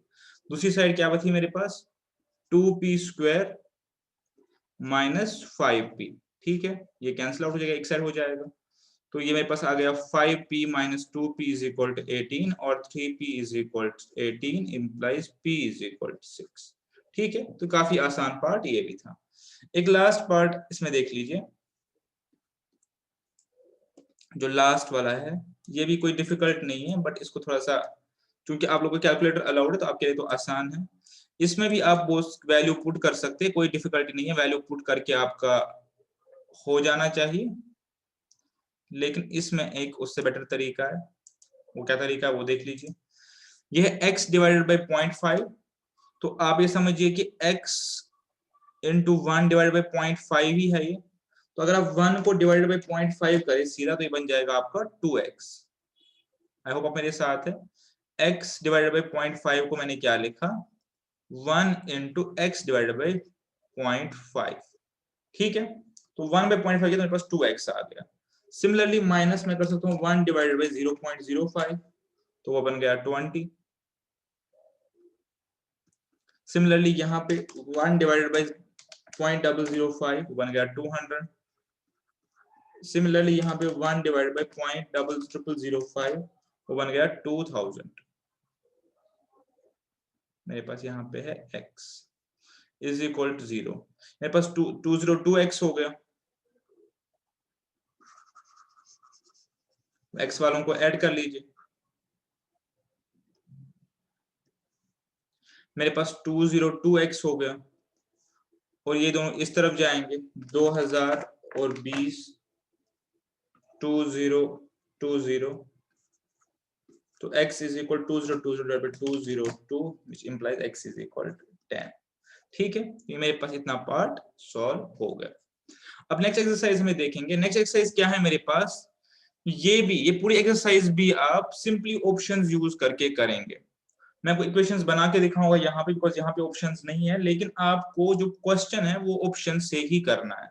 आपके लिए सबसे बेस्ट और सबसे जो बेस्ट पार्ट जो है, बेस्ट तरीका जो है करने का, वो है कि आप इक्वेशन को, सारी इक्वेशंस को थ्रू ऑप्शंस ही अप्रोच करें एग्जाम में। अब यहाँ पे ये जो एक्सरसाइज दूसरी दी है, ये इसलिए दी है बिकॉज आप यूटिलिटी समझ पाओ कि हम linear equation in one variable को कैसे यूज कर सकते हैं कुछ प्रॉब्लम्स का सॉल्यूशन निकालने के लिए। लाइक एक प्रॉब्लम दी है, डिनोमिनेटर ऑफ अ फ्रैक्शन, एक फ्रैक्शन हमें नहीं पता क्या फ्रैक्शन है, a denominator of a fraction, denominator आपको पता है कि फ्रैक्शन में अपर पार्ट को न्यूमरेटर बोलते हैं, लोअर पार्ट को डिनोमिनेटर बोलते हैं, ठीक है। एक्सीड्स न्यूमरेटर बाय 5, जो मेरे पास डिनोमिनेटर है, नीचे वाला नंबर जो है ये न्यूमरेटर से बड़ा है, ठीक है, 5 यानी 5 बड़ा है इससे। दिस मींस अगर मेरे पास न्यूमरेटर 1 है तो डिनोमिनेटर मेरे पास क्या है, 6 है। अगर न्यूमरेटर 2 है तो डिनोमिनेटर क्या है, 7। ये 3 है तो मेरे पास नीचे क्या है, 8। ये 4 है तो मेरे पास क्या है, 9 एंड सो ऑन, इसके ऊपर हम नहीं जा सकते, ठीक है। तो ये मेरे पास प्रॉब्लम है, जो हमें प्रॉब्लम नहीं पता, मेरे पास प्रॉब्लम दिया हुआ है। अब ये बोल रहा है कि यानी मेरे पास 5 डिफरेंस है, ठीक है, फाइन। अब हम बोलेंगे 5 है तो 10 होगा, एंड जो भी है आगे। अब कह रहे if 3 is added to both अगर हम ऊपर और नीचे दोनों 3 ऐड करें, ऊपर भी और नीचे भी, तो जो नया फ्रैक्शन है वो 3/4 होना चाहिए। अब फ्रैक्शन को ढूंढो, ठीक है।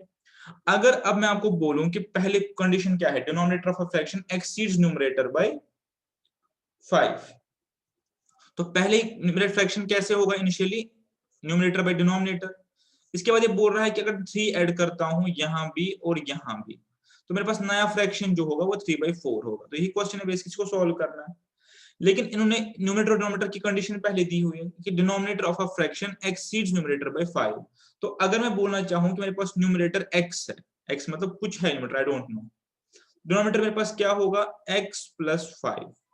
अब अगर मैं दोनों को 3 ऐड करूं, मेरे पास फ्रैक्शन क्या बन जाता है 3/4। मैं इक्वेशन लिख रहा हूं सिंपली, इसको रिड्यूस करूं, सिंपलीफाई करूं तो क्या हो गया x + 3, नीचे हो गया x + 8 = 3/4। अब अगर आप इस पार्ट को सॉल्व करें ट्रूलियन इक्वेशन मेथड, तो आपके पास जो x है उसकी वैल्यू आ जाएगी 12। ये आप सॉल्व करके देख लीजिएगा, 12 आ जाएगी।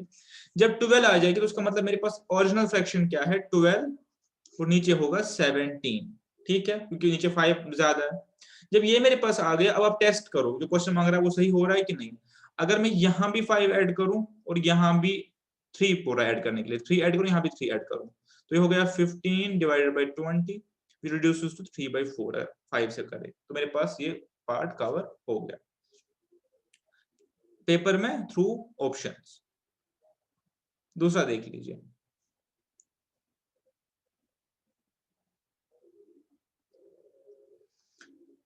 क्या बोल रहा है, ये बोला इफ थ्राइस, ये ऐसे सारे क्वेश्चंस आप पेपर में सब्स्टिट्यूशन से करेंगे। If thrice of age 6 years ago be subtracted from twice his present age, result would be equal to present age। देख लीजिए,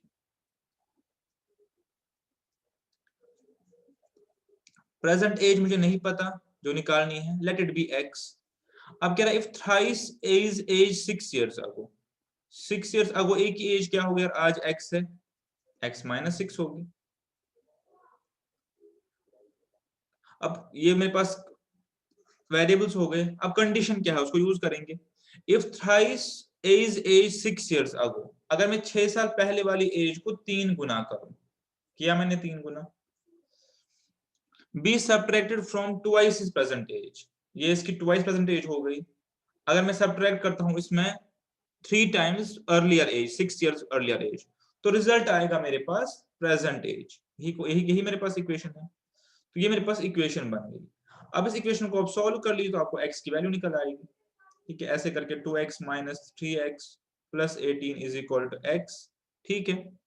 और सॉल्व करेंगे तो x = 9 आ जाएगा। अब 9 पे आप टेस्ट करिए क्या ये चीज जो बोल रहा है वो सही हो रहा है। अगर प्रेजेंट एज 9 है तो 6 साल पहले एज 3 होगी। अब कंडीशन क्या है, थ्राइस दिस एज = 9 और ट्वाइस हिज प्रेजेंट एज = 18। तो अगर इन दोनों को माइनस करेंगे तो = 9 which is also equal to present age। तो ठीक है, ये आपके पास हो गया सॉल्यूशन, ठीक है।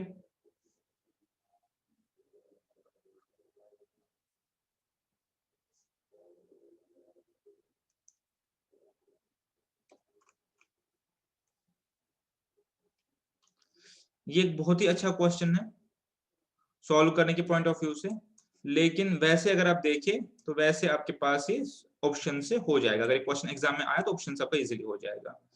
A number consist of 2 digits, ठीक है।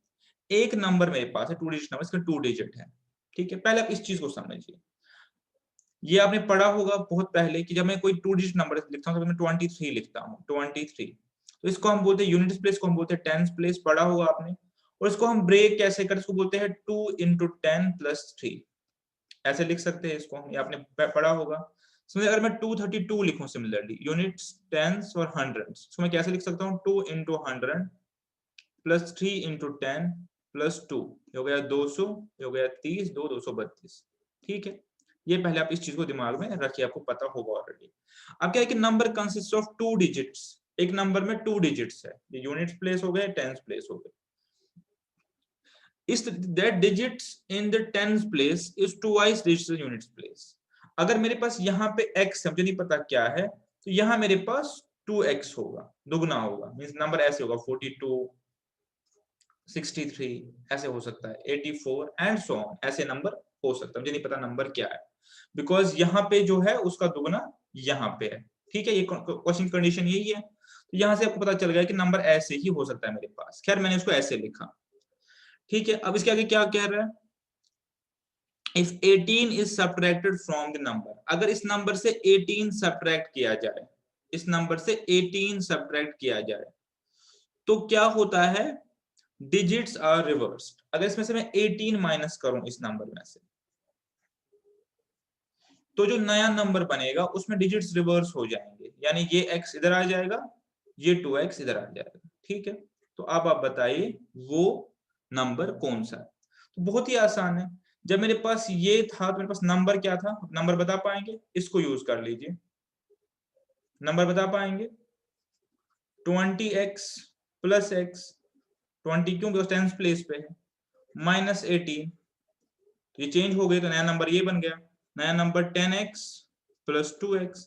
अब इस इक्वेशन को आप सॉल्व कर लीजिए, तो मेरे पास x आ गया 2, जब x आ गया 2 तो ये आ गया 4, नंबर हो गया 42। अब आप देखिए क्या हम ठीक कर रहे हैं जो हम बोल रहे थे। एग्जाम में 42 पे ऑपरेशन करेंगे, मैं क्वेश्चंस में दिखाऊंगा।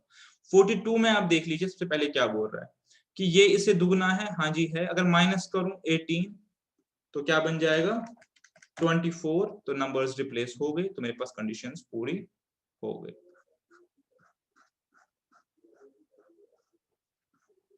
ये एक जरूरी क्वेश्चन है, ये आने को आ सकता है। ठीक है, ये आने को आ सकता है, एज इट इज आ सकता है, फिगर चेंज करके आ सकता है, इसको एक बार गौर से देखिए। है कुछ नहीं, इक्वेशन सॉल्व करने का ही क्वेश्चन है, आप खुद कर सकते हैं, बट मैं आपको बस समझाऊंगा कि क्या कैसे अप्रोच करेंगे। कह रहे हैं कि demand equation D and price P for rupees is so and so. आपको इतना पता होना चाहिए, बहुत बेसिक सी चीज है कि डिमांड, ठीक है, डिमांड और सप्लाई का क्या इंपैक्ट होता है प्राइस पे। ठीक है, आपको पता है कि अगर डिमांड किसी चीज की बढ़ेगी, किसी चीज की डिमांड, ठीक है, बढ़ेगी, और किसी चीज की सप्लाई अगर बढ़ेगी, ठीक है, अगर किसी चीज की सप्लाई बढ़ेगी सप्लाई साइड से, तो उसके प्राइस और बाउंड टू रिड्यूस, और किसी चीज की डिमांड बढ़ेगी तो उसके प्राइस और bound to get increase. Some exceptions are there, वो आप डिटेल में इकोनॉमिक्स में पढ़ेंगे, मेरा अभी वो स्कोप नहीं है पढ़ाने का, तो ये जस्ट यहाँ पे समझाने के लिए। तो इसका मतलब हमेशा हर मार्केट में हमारे पास डिमांड इक्वेशन होती है और एक सप्लाई इक्वेशन होती है। ठीक है, ये भी पता होगा आपको। तो जहां पे ये दो इक्वेशंस मीट होती है वो मार्केट का प्राइस होता है, जिस प्राइस पे डिमांड सप्लाई मीट हो जाती है। आपको पता है डिमांड एंड सप्लाई, आपने पढ़ा होगा, ये आपका मार्केट का प्राइस होता है। बस ये चीज यहाँ पे ये पूछ रहा है कि एक मार्केट में जो डिमांड इक्वेशन है वो है D is equal 110 minus P, यानी अब प्राइस के उतार चढ़ाव से डिमांड या डिमांड के उतार चढ़ाव से प्राइस में कितना फ्लक्चुएशन हो, कितना प्रेशराइज करेगा उसको, उसके लिए हमने एक इक्वेशन फॉर्म किया हुआ है। ठीक है, उसके लिए रिलेशनशिप दिया हुआ है। सिमिलरली सप्लाई साइड पे रिलेशनशिप दिया हुआ है कि supply is equal 75p minus 3, तो ये डिमांड का रिलेशनशिप प्राइस के साथ, सप्लाई का रिलेशनशिप प्राइस के साथ। अब ये कह रहे हैं कि कौन सी मार्केट प्राइस ऐसी है जहां पे डिमांड और सप्लाई इक्वल हो जाएंगे, जहां पे डिमांड और सप्लाई इक्वल हो जाएगी। अब हमें वो मार्केट प्राइस बताओ। तो अब सिंपली क्या करेंगे, डिमांड और सप्लाई को इक्वल करना है, तो अभी दो इक्वेशंस को इक्वल कर लीजिए। ये इसको मैथमेटिक्स में इसका इतना सा पॉइंट है, 110 माइनस पी, ये डिमांड साइड हो गया, और सप्लाई साइड इक्वेशन क्या हमने बनाई है 75p माइनस 3, वो आप पढ़ेंगे आराम से डिमांड सप्लाई का। और यहाँ पे जस्ट ये है कि आप ये इक्वेशंस को इक्वेट करेंगे, बिकॉज आपको क्वेश्चन ही पूछ रहा है कि किस वैल्यू पे इक्वेट होंगी। जब आप इनको सॉल्व करेंगे तो आपके पास प्राइस आ जाएगा 7, सिंपली इक्वेशन को सॉल्व करना है, और इस P7 पे चाहे आप इस इक्वेशन में चाहे आप इस इक्वेशन में डिमांड और सप्लाई निकाल सकते हो, निकलेगी 300, दोनों केस में सेम निकलेगी, बिकॉज तभी ये इस पॉइंट पे मीट हो रहा है। ठीक है, चाहे आप ये इक्वेशन में पुट करें, ये में पुट करें, 7 यूज करके आपको सेम वैल्यू निकल जाएगा। ठीक है, ठीक है, हो गया ये डन। चलिए अब मैं जिस चीज की तरफ आ रहा हूं उसको देखिए। ये क्वेश्चंस आप चाहे ये क्वेश्चंस तो आप इनको x और y यूज करके लीनियर इक्वेशन यूज करके कर सकते हैं, लेकिन मैं सजेस्ट नहीं करूंगा आप इनको वैसे करें। ठीक है, मैं सजेस्ट नहीं करूंगा आप इनको वैसे करें, मैं सजेस्ट करूंगा आप इनको आपके पास ऑप्शंस देख के सॉल्व कर ले। Sum of two numbers 52, difference is 2। कह रहा है कि sum of two numbers is, पहला क्वेश्चन है। ठीक है, कैसे करेंगे? Sum of two numbers is 52 and difference is 2। ठीक है, तो अब आप देखना है कौन सा आंसर है। अगर मैं सिंपली ऑप्शन ए देखूं यहां से ऐसे क्वेश्चंस के लिए, 17 और 15 कितना हो गया? 32, डिफरेंस 2 हो गया, बट मेरा आंसर नहीं है। 12 और 10 22 हो गए, डिफरेंस 2 है, आंसर नहीं है। 27 और 25 52 हो गए और माइनस डिफरेंस 2 हो गया, मेरा आंसर है। तो डी तो आएगा नहीं, मेरे पास ये आंसर है। ठीक है, अदरवाइज ये इसका तरीका है करने का, ऐसे अपने एग्जाम में करना है। अदरवाइज अगर आप करना चाहते हैं सीखने के लिए अपने लिए, तो आप इसको ऐसे कर लीजिए। ठीक है, आप इसको ऐसे कर लीजिए, सम ऑफ 2 और 52, दैट मींस अगर एक नंबर x है तो दूसरा नंबर मेरे पास 52 माइनस x हो गया। ठीक है, ये एक नंबर हो गया, दूसरा नंबर हो गया। अब ये कह रहा है डिफरेंस इज 2, डिफरेंस इज 2। अब इनको माइनस कर लीजिए, x minus 52 minus x is equal to 2। इसका सोल्यूशन निकाल लीजिए, वैसे भी आपका वैल्यू आ जाएगा। ठीक है, बट आप एग्जाम में ऐसे करेंगे।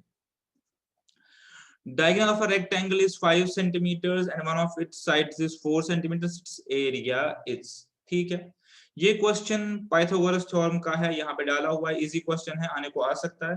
तो एक बार देख लीजिए, एक रेक्टेंगल बोल रहा है हमारे पास, रेक्टेंगल एक है, लेंथ ब्रेड्थ डायगोनल, बहुत बेसिक मैथमेटिक्स है ये। तो इसमें ये बोल रहा है कि आपके पास डायगोनल 5 सेंटीमीटर है और एक साइड 4 सेंटीमीटर है। मैं ये ले लेता हूँ, तो ये भी 4 होगा, पता है आपको, ये और ये इक्वल होगा, ब्रेड्थ के इक्वल। अब हमें बताना है इसका एरिया क्या है। आपको ऑलरेडी पता है कि area for rectangle is equal to length into breadth, तो मुझे बेसिकली ये वाला पार्ट चाहिए होगा। ठीक है, ठीक है, तो ये आपको पता होगा, आपने पढ़ा होगा कि राइट एंगल ट्रायंगल में पाइथागोरस थ्योरम क्या बोलती है।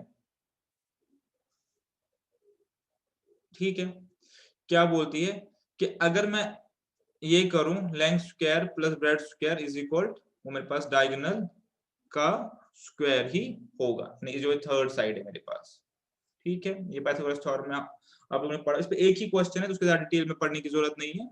इतना मेरे पास है कि पाइथागोरस थ्योरम के प्रूफ और बाकी सब चीजें आप खुद जाके पढ़ना चाहे तो पढ़ सकते हैं। आपके सिलेबस में ज्योमेट्री का कोई पार्ट नहीं है, जस्ट ये एक पोर्शन डाला हुआ, तो इतना आपके साथ डिस्कस करते हैं कि एक राइट एंगल ट्रायंगल्स में जो दो साइड्स राइट एंगल बनाते हैं, अगर उनका स्क्वायर करे तो मेरे पास तीसरे साइड की इक्विवेलेंट आ जाती है।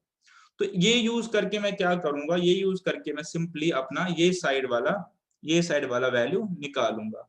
उसके बाद एरिया के लिए मुझे लेंथ इनटू ब्रेड्थ ही करना है अपने पास। अब एक बार देखेंगे, ये मेरे पास 25 हो गया, ठीक है, और ये मेरे पास 16 हो गया, ये मुझे अभी पता नहीं है। 25 में से 16 गए तो आपके आ गए 9। तो आइडियली तो b is equal two plus minus 3 निकलना चाहिए, बट प्लस माइनस 3 में इसे नहीं लिख सकता बिकॉज साइड मेरे पास नेगेटिव में नहीं हो सकता, तो मेरे पास ये 3 ही है। तो जब मेरे पास ये 3 आ गया, ये 3 आ गया, तो अब एरिया आपको पता है 4 इंटू 3 इज इक्वल 12। ये एक ही पार्ट है और मुझे ये भी नहीं आइडिया कि यहाँ पे इन्होंने डाला क्यों है ये। ठीक है, तो बस ये इतना ही है, इसके बियॉन्ड हम इस चीज को नहीं टच करेंगे बिकॉज वो फिर अपने टॉपिक से बाहर जाने वाली बात होगी। Divide 56 into two parts such that 3 times first part exceeds 1/3 of second part by 48। ठीक है,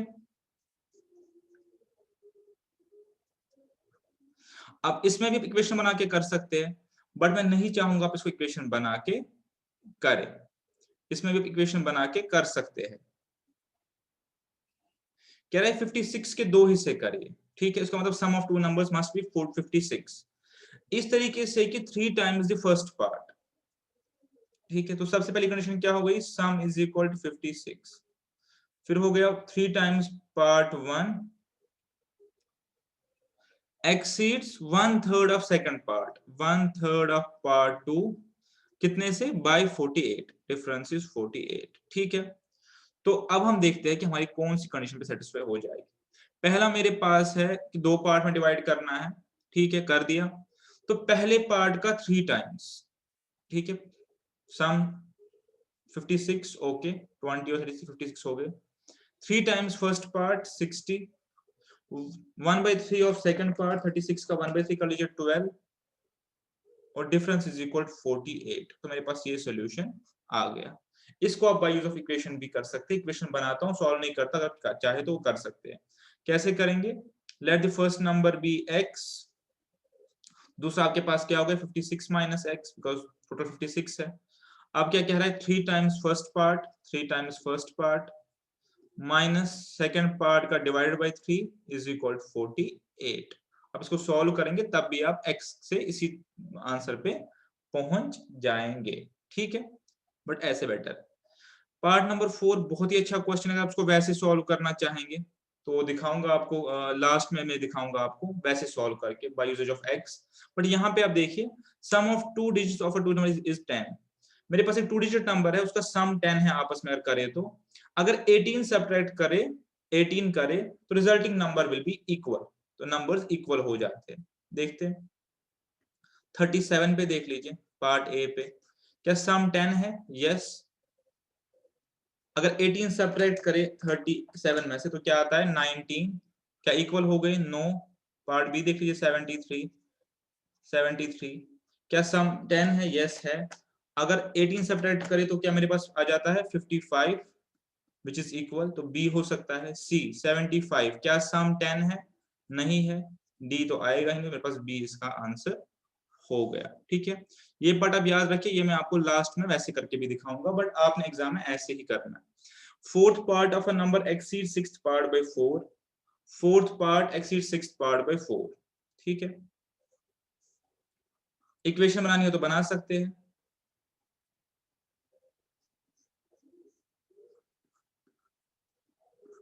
बट नॉट रिकमेंडेड। हम यहीं पे करेंगे। Fourth part exceed sixth part, ये देखिए। तो इक्वेशन अगर बनानी तो कैसे बनाएंगे? किसी नंबर का फोर्थ पार्ट और किसी नंबर का सिक्स्थ पार्ट इज इक्वल 4, इसको सॉल्व कर लीजिए, x की वैल्यू आ जाएगी। एक और तरीका है, कैसे करेंगे? 84 का सबसे पहले आप फोर्थ पार्ट देखिए 21, 84 का आप सिक्स्थ पार्ट देखिए 14, तो डिफरेंस क्या है आपस में 7, तो ये नहीं है।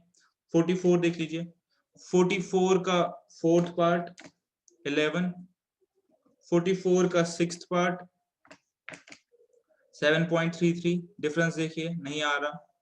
48 देख लेते, 48 का फोर्थ पार्ट 12, 48 का उसके बाद देखते सिक्स्थ पार्ट 8, दोनों का डिफरेंस देख लीजिए 4, तो मेरे पास 48 आंसर आ गया। अब इसको ऐसे भी कर सकते हैं। 10 years ago age of father was 4 times of his son। 10 years ago age of father was 4 times of his son। आप इसको x की यूज से कर सकते हैं, x और 4x लेके, x और 4x लेके आप इसको कर सकते हैं। Let the age 10 years ago be x and 4x, और फिर आगे उसको कर सकते हैं, या आप ऑप्शन से करेंगे, आपको ऑप्शन से करके दिखाऊंगा। यहाँ पे देख लीजिए, तो 10 years ago हमारे पास एज 4 टाइम्स थी। 10 years hence, जब आज से 10 साल आगे जाएंगे तो दुगनी हो जाएगी। हमें प्रेजेंट एज निकालनी है, ठीक है। तो प्रेजेंट एज मेरे पास क्या क्या दी हुई है, 50 और 20, 60 और ये 55 और 25 और none of above। अब मैं पहले क्वेश्चन कंडीशंस देखता हूं। 10 years ago अगर मैं करूं 10 years ago ये क्या होगा, this would be 40 and this would be 10। 10 years ago ये 50 होगा, ये 10 होगा, ये 45 होगा, ये 15 होगा, ठीक है। अब 10 years ago क्या था? 10 years ago age of father was 10 years ago age of father was 4 times his son, 4 गुना थी। तो ये तो एलिमिनेट हो गए पहले से ही, तो मेरे पास A बचा या D बचा, 4 गुना थी तो यहां तक हम आ गए। अब दूसरी कंडीशन देखते हैं, अगर पूरी हो गई तो ये आंसर है, वरना डी आंसर है। 10 years hence, 10 years hence क्या एज होगी 60 और 30, इसमें तो एप्लीकेबल ही नहीं है। एज विल बी ट्वाइस, हाँ जी ट्वाइस है, तो मेरे पास आंसर क्या होगा 50 और 20। वैसे x की वजह से भी इसको हम कर सकते, क्वेश्चन बनाने की जरूरत नहीं है। Product of two numbers is 3200 and quotient when larger number divided by smaller number is 2। Product मेरे पास 3200 है और अगर डिवाइड करेंगे तो मेरे पास 2 आएगा, ठीक है। वो कौन सा है? 16 और 200 का प्रोडक्ट तो 3200 है, लेकिन डिवाइड हो गई नहीं तो ये नहीं है। 160 और 20 का तो अगर देखें तो 3200 ही है, लेकिन डिवाइड करेंगे तो ये मेरे पास नहीं आएगा, मेरे पास 8 आएगा, तो ये भी नहीं है। 60 और 30 देखें, मेरे पास प्रोडक्ट 1800 आ रहा है, तो ये तो हो ही नहीं सकता, प्रोडक्ट ही नहीं आ रहा। 80 एंड 40 अगर देखें तो हाँ 3200 आ रहा है और डिवीजन करके भी 2 आ रहा है, मेरे पास सोल्यूशन है, ठीक है। आप इसको बाय वे ऑफ इक्वेशन भी कर सकते हैं, ठीक है। एक नंबर को x रखेंगे, एक को 3200 बाय x रखेंगे, उसके बाद डिवाइड करके आप इसको सोल्यूशन निकाल सकते हैं। खैर, denominator of fraction exceeds numerator bye 2, ये दिखाया हुआ है, ये एग्जांपल में दिखाया। 5 बी एडेड, तो फ्रैक्शन इंक्रीज बाय यूनिटी, ये आप खुद करेंगे। फ्रैक्शन इंक्रीज बाय यूनिटी यानी 1 बढ़ जाता है, फ्रैक्शन इज, तो क्या करेंगे, मेरे पास पहले फ्रैक्शन देखेंगे, तो चारों में पहली कंडीशन सेटिस्फाई हो रही है।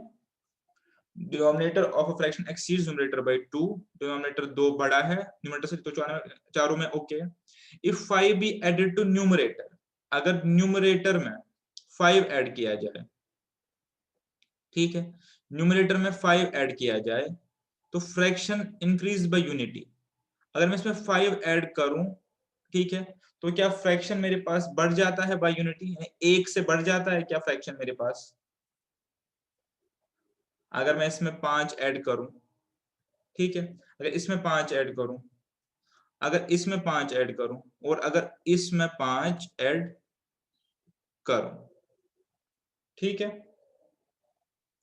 तो इसके बाद आप चारों में 5 ऐड करके देख लीजिए, क्या मेरा नेट जो इंक्रीज है, नेट इंक्रीज जो है फ्रैक्शन में, क्या वो 1 यूनिटी मतलब 1 से बढ़ रहा है या नहीं बढ़ रहा? तो आप इसके बाद इसको सोल्यूशन निकाल लीजिए। ऐसे काफी आसान है, ये आप खुद करके कर लीजिए।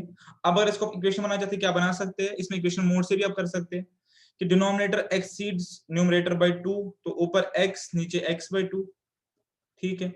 अब अगर मैं 5 जोड़ रहा हूं, कहां, न्यूमरेटर में 5 जोड़ रहा हूं, इधर 5 जोड़ रहा हूं न्यूमरेटर में, तो जो नया फ्रैक्शन है एक्सीड्स, नया, if the 5 is add to numerator the fraction increase by unity, तो मेरे पास जो फ्रैक्शन है उसमें एक बढ़ जाता है, ठीक है।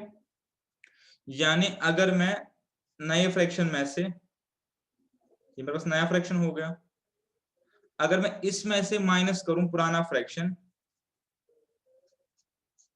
ठीक है, तो मेरे पास 1 निकल आएगा, ठीक है।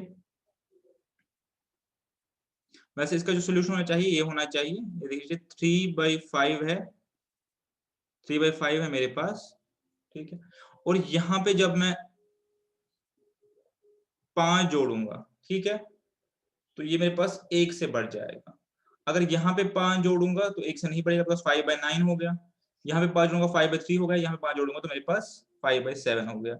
इसका जो आंसर होना चाहिए मेरे पास ये होना चाहिए, बिकॉज 3/5 में जब मैं ऊपर 5 जोड़ूंगा, पहली कंडीशन सेटिस्फाई हो ही गई, ये मेरे पास 8/5 हो गया। तो 3/5 और 8/5 में कितना फर्क है, 1 का फर्क है, बिकॉज 5/5 इज इक्वल टू 1। ऐसे ही आपने करना है। तीसरा भी आप ऐसे ही करेंगे, कह रहे कि 3 लोग हमारे पास है, इनका टोटल जो पैसा इनके पास है वो है 51। Roy,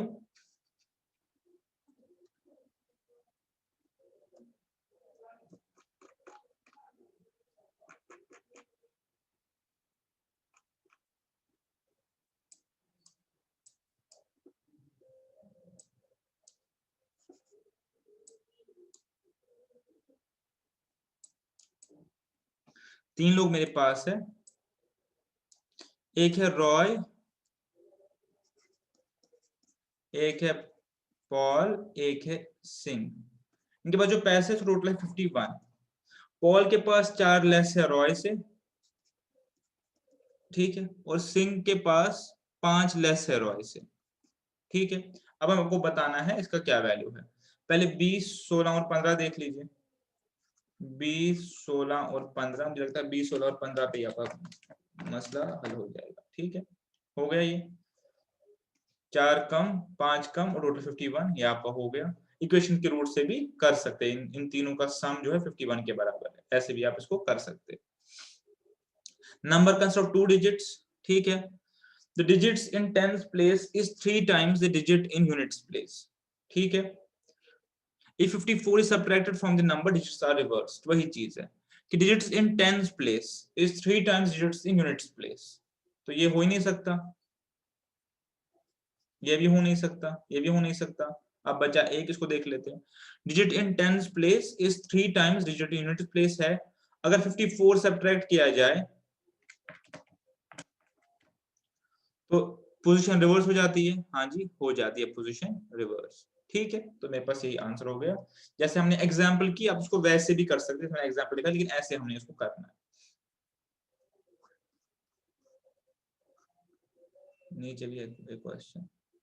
if a number which is half of which half is greater than 1/5 by 15. एक नंबर है, एक नंबर है जिसका हाफ जो है, जिसका आधा जो है, अगर हम x के थ्रू करना चाहे, एक नंबर का हाफ जो है is greater than 1/5 of number. अगर उसका 1/5 करेंगे बाय 15, या तो आप इक्वेशन को सॉल्व कर लीजिए या आप ऑप्शन से कर लीजिए. कैसे करेंगे? इसका हाफ 25 और इसका 1/5 10. ठीक है, तो 15 हो गया, ये होना चाहिए. इसका अगर देखें, इसका हाफ 20 और 40 का 1/5 8 12 हो गया.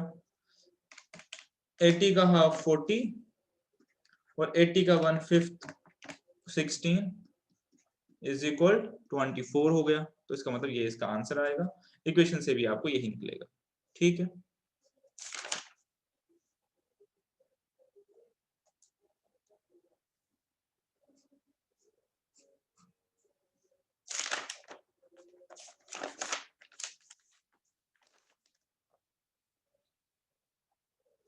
ये देखिए क्वेश्चन नंबर 11 देखिए. ये अच्छा क्वेश्चन आने के चांसेस भी है. क्वेश्चन नंबर 11 देखिए. जैसे a student is asked to divide half of the number by 6 and other half by 4.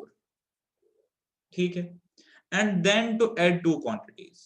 Student को बोला गया था आप क्या करो, अगर आपके पास नंबर एक x है तो आप इसका जो फर्स्ट हाफ है यानी x/2 और इसका जो दूसरा हाफ है x/2 से दो हिस्से करो, और पहले पार्ट को डिवाइड बाय करो 6 तो x/12 हो जाता, दूसरे को करो 4 तो x/8 हो जाता. ये इसको बोला गया था. और इनको ऐड कर लो, वहां से कुछ आ जाता, कुछ भी.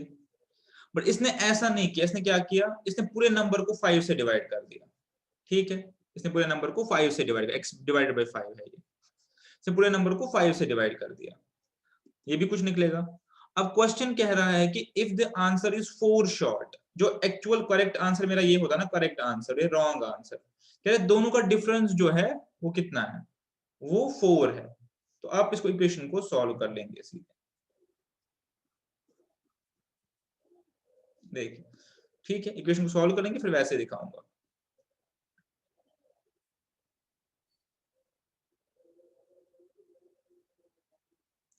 कैसे करेंगे आप बोलेंगे कि इसने, इसका करेक्ट आंसर ये होना चाहिए था.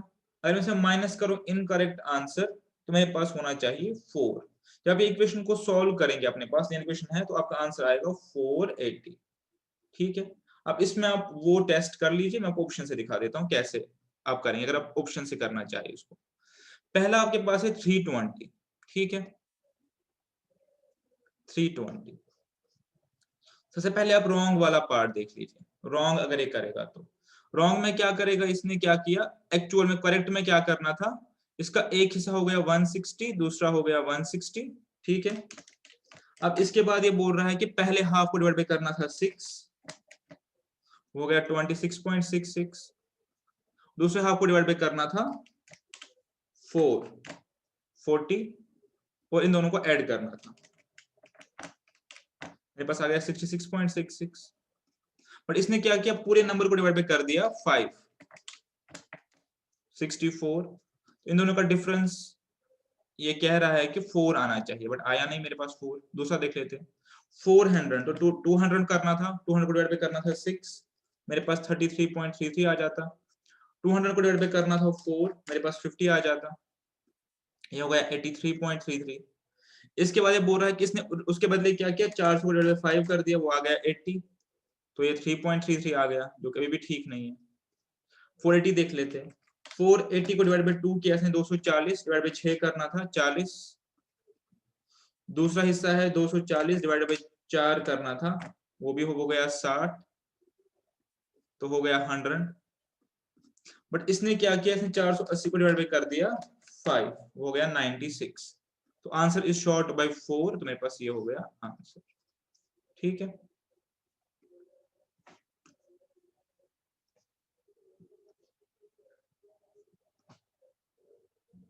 ये हो गया पूरा, 12 भी हमने कर लिया। तो इसके साथ मेरी एक्सरसाइज हो गई कंप्लीट। ठीक है, अब इसमें एक लास्ट पार्ट मुझे दिखाना था। तो ऐसे 90% क्वेश्चन आपने एग्जाम्पल से ही करने हैं। एक क्वेश्चन नंबर 4 मैंने बोला था कि हम दूसरे तरीके से भी करेंगे। क्वेश्चन नंबर 4 क्या एक बार देख लें। Sum of digits of 2 digit number is 10 if 18 is subtracted, resultant number will be equal. ये अच्छा क्वेश्चन, इसलिए मैं इसको वैसे भी करवाऊंगा और एग्जाम में आप जैसे मैंने किया वैसे ही करना है। ये जस्ट आपके सिखाने के लिए फर्दर पार्ट है।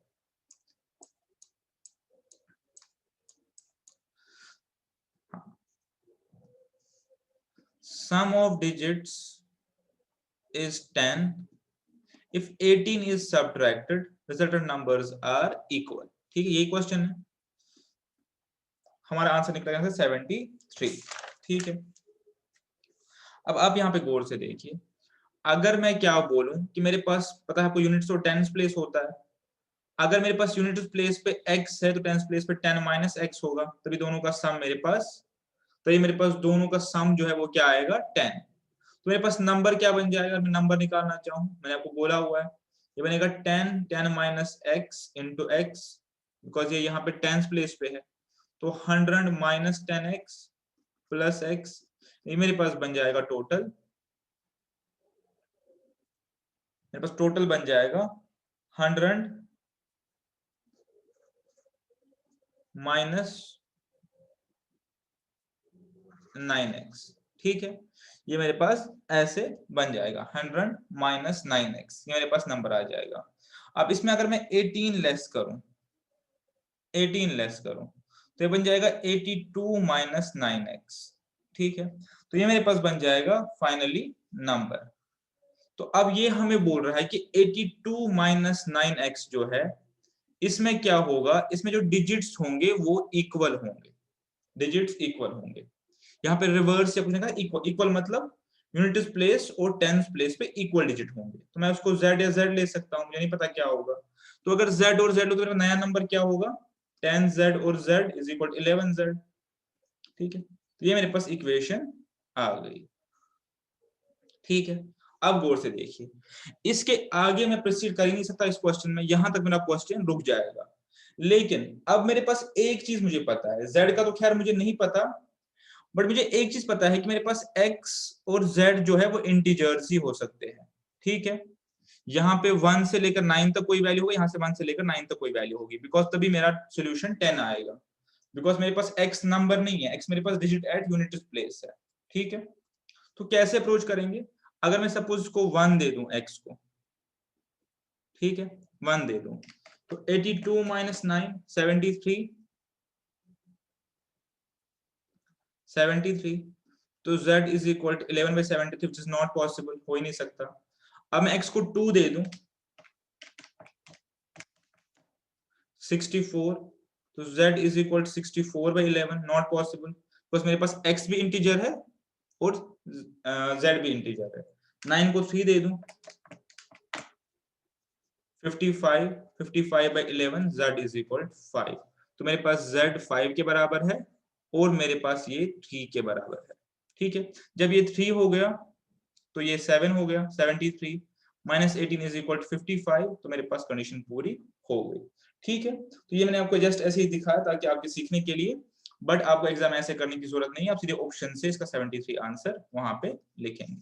ठीक है, तो इसके साथ मेरा ये वाला पोर्शन कंप्लीट हो गया, सिंपल या linear equation in one variable वाला पोर्शन कंप्लीट हो गया। 90% क्वेश्चंस आपने थ्रू पुटिंग एग्जांपल्स करनी है, और कोई क्वेश्चन जिसमें आपको लगेगा कि एग्जांपल या आपको ऑप्शंस पुट होने से नहीं हो रहा, तब आप इक्वेशन फॉर्म करके करेंगे। इक्वेशन फॉर्म करने में भी अपने ध्यान रखना है कि आप सारी कंडीशंस को ले रहे और फ्रैक्शंस को अच्छे से आप ऑपरेशन उस पर कर रहे हैं। ठीक है, तो इस उम्मीद के साथ कि आप रिमेनिंग क्वेश्चन सारे करेंगे और जो मैंने दिखाया उन क्वेश्चन को प्रैक्टिस करेंगे। मिलते हैं अपने नेक्स्ट लेक्चर में।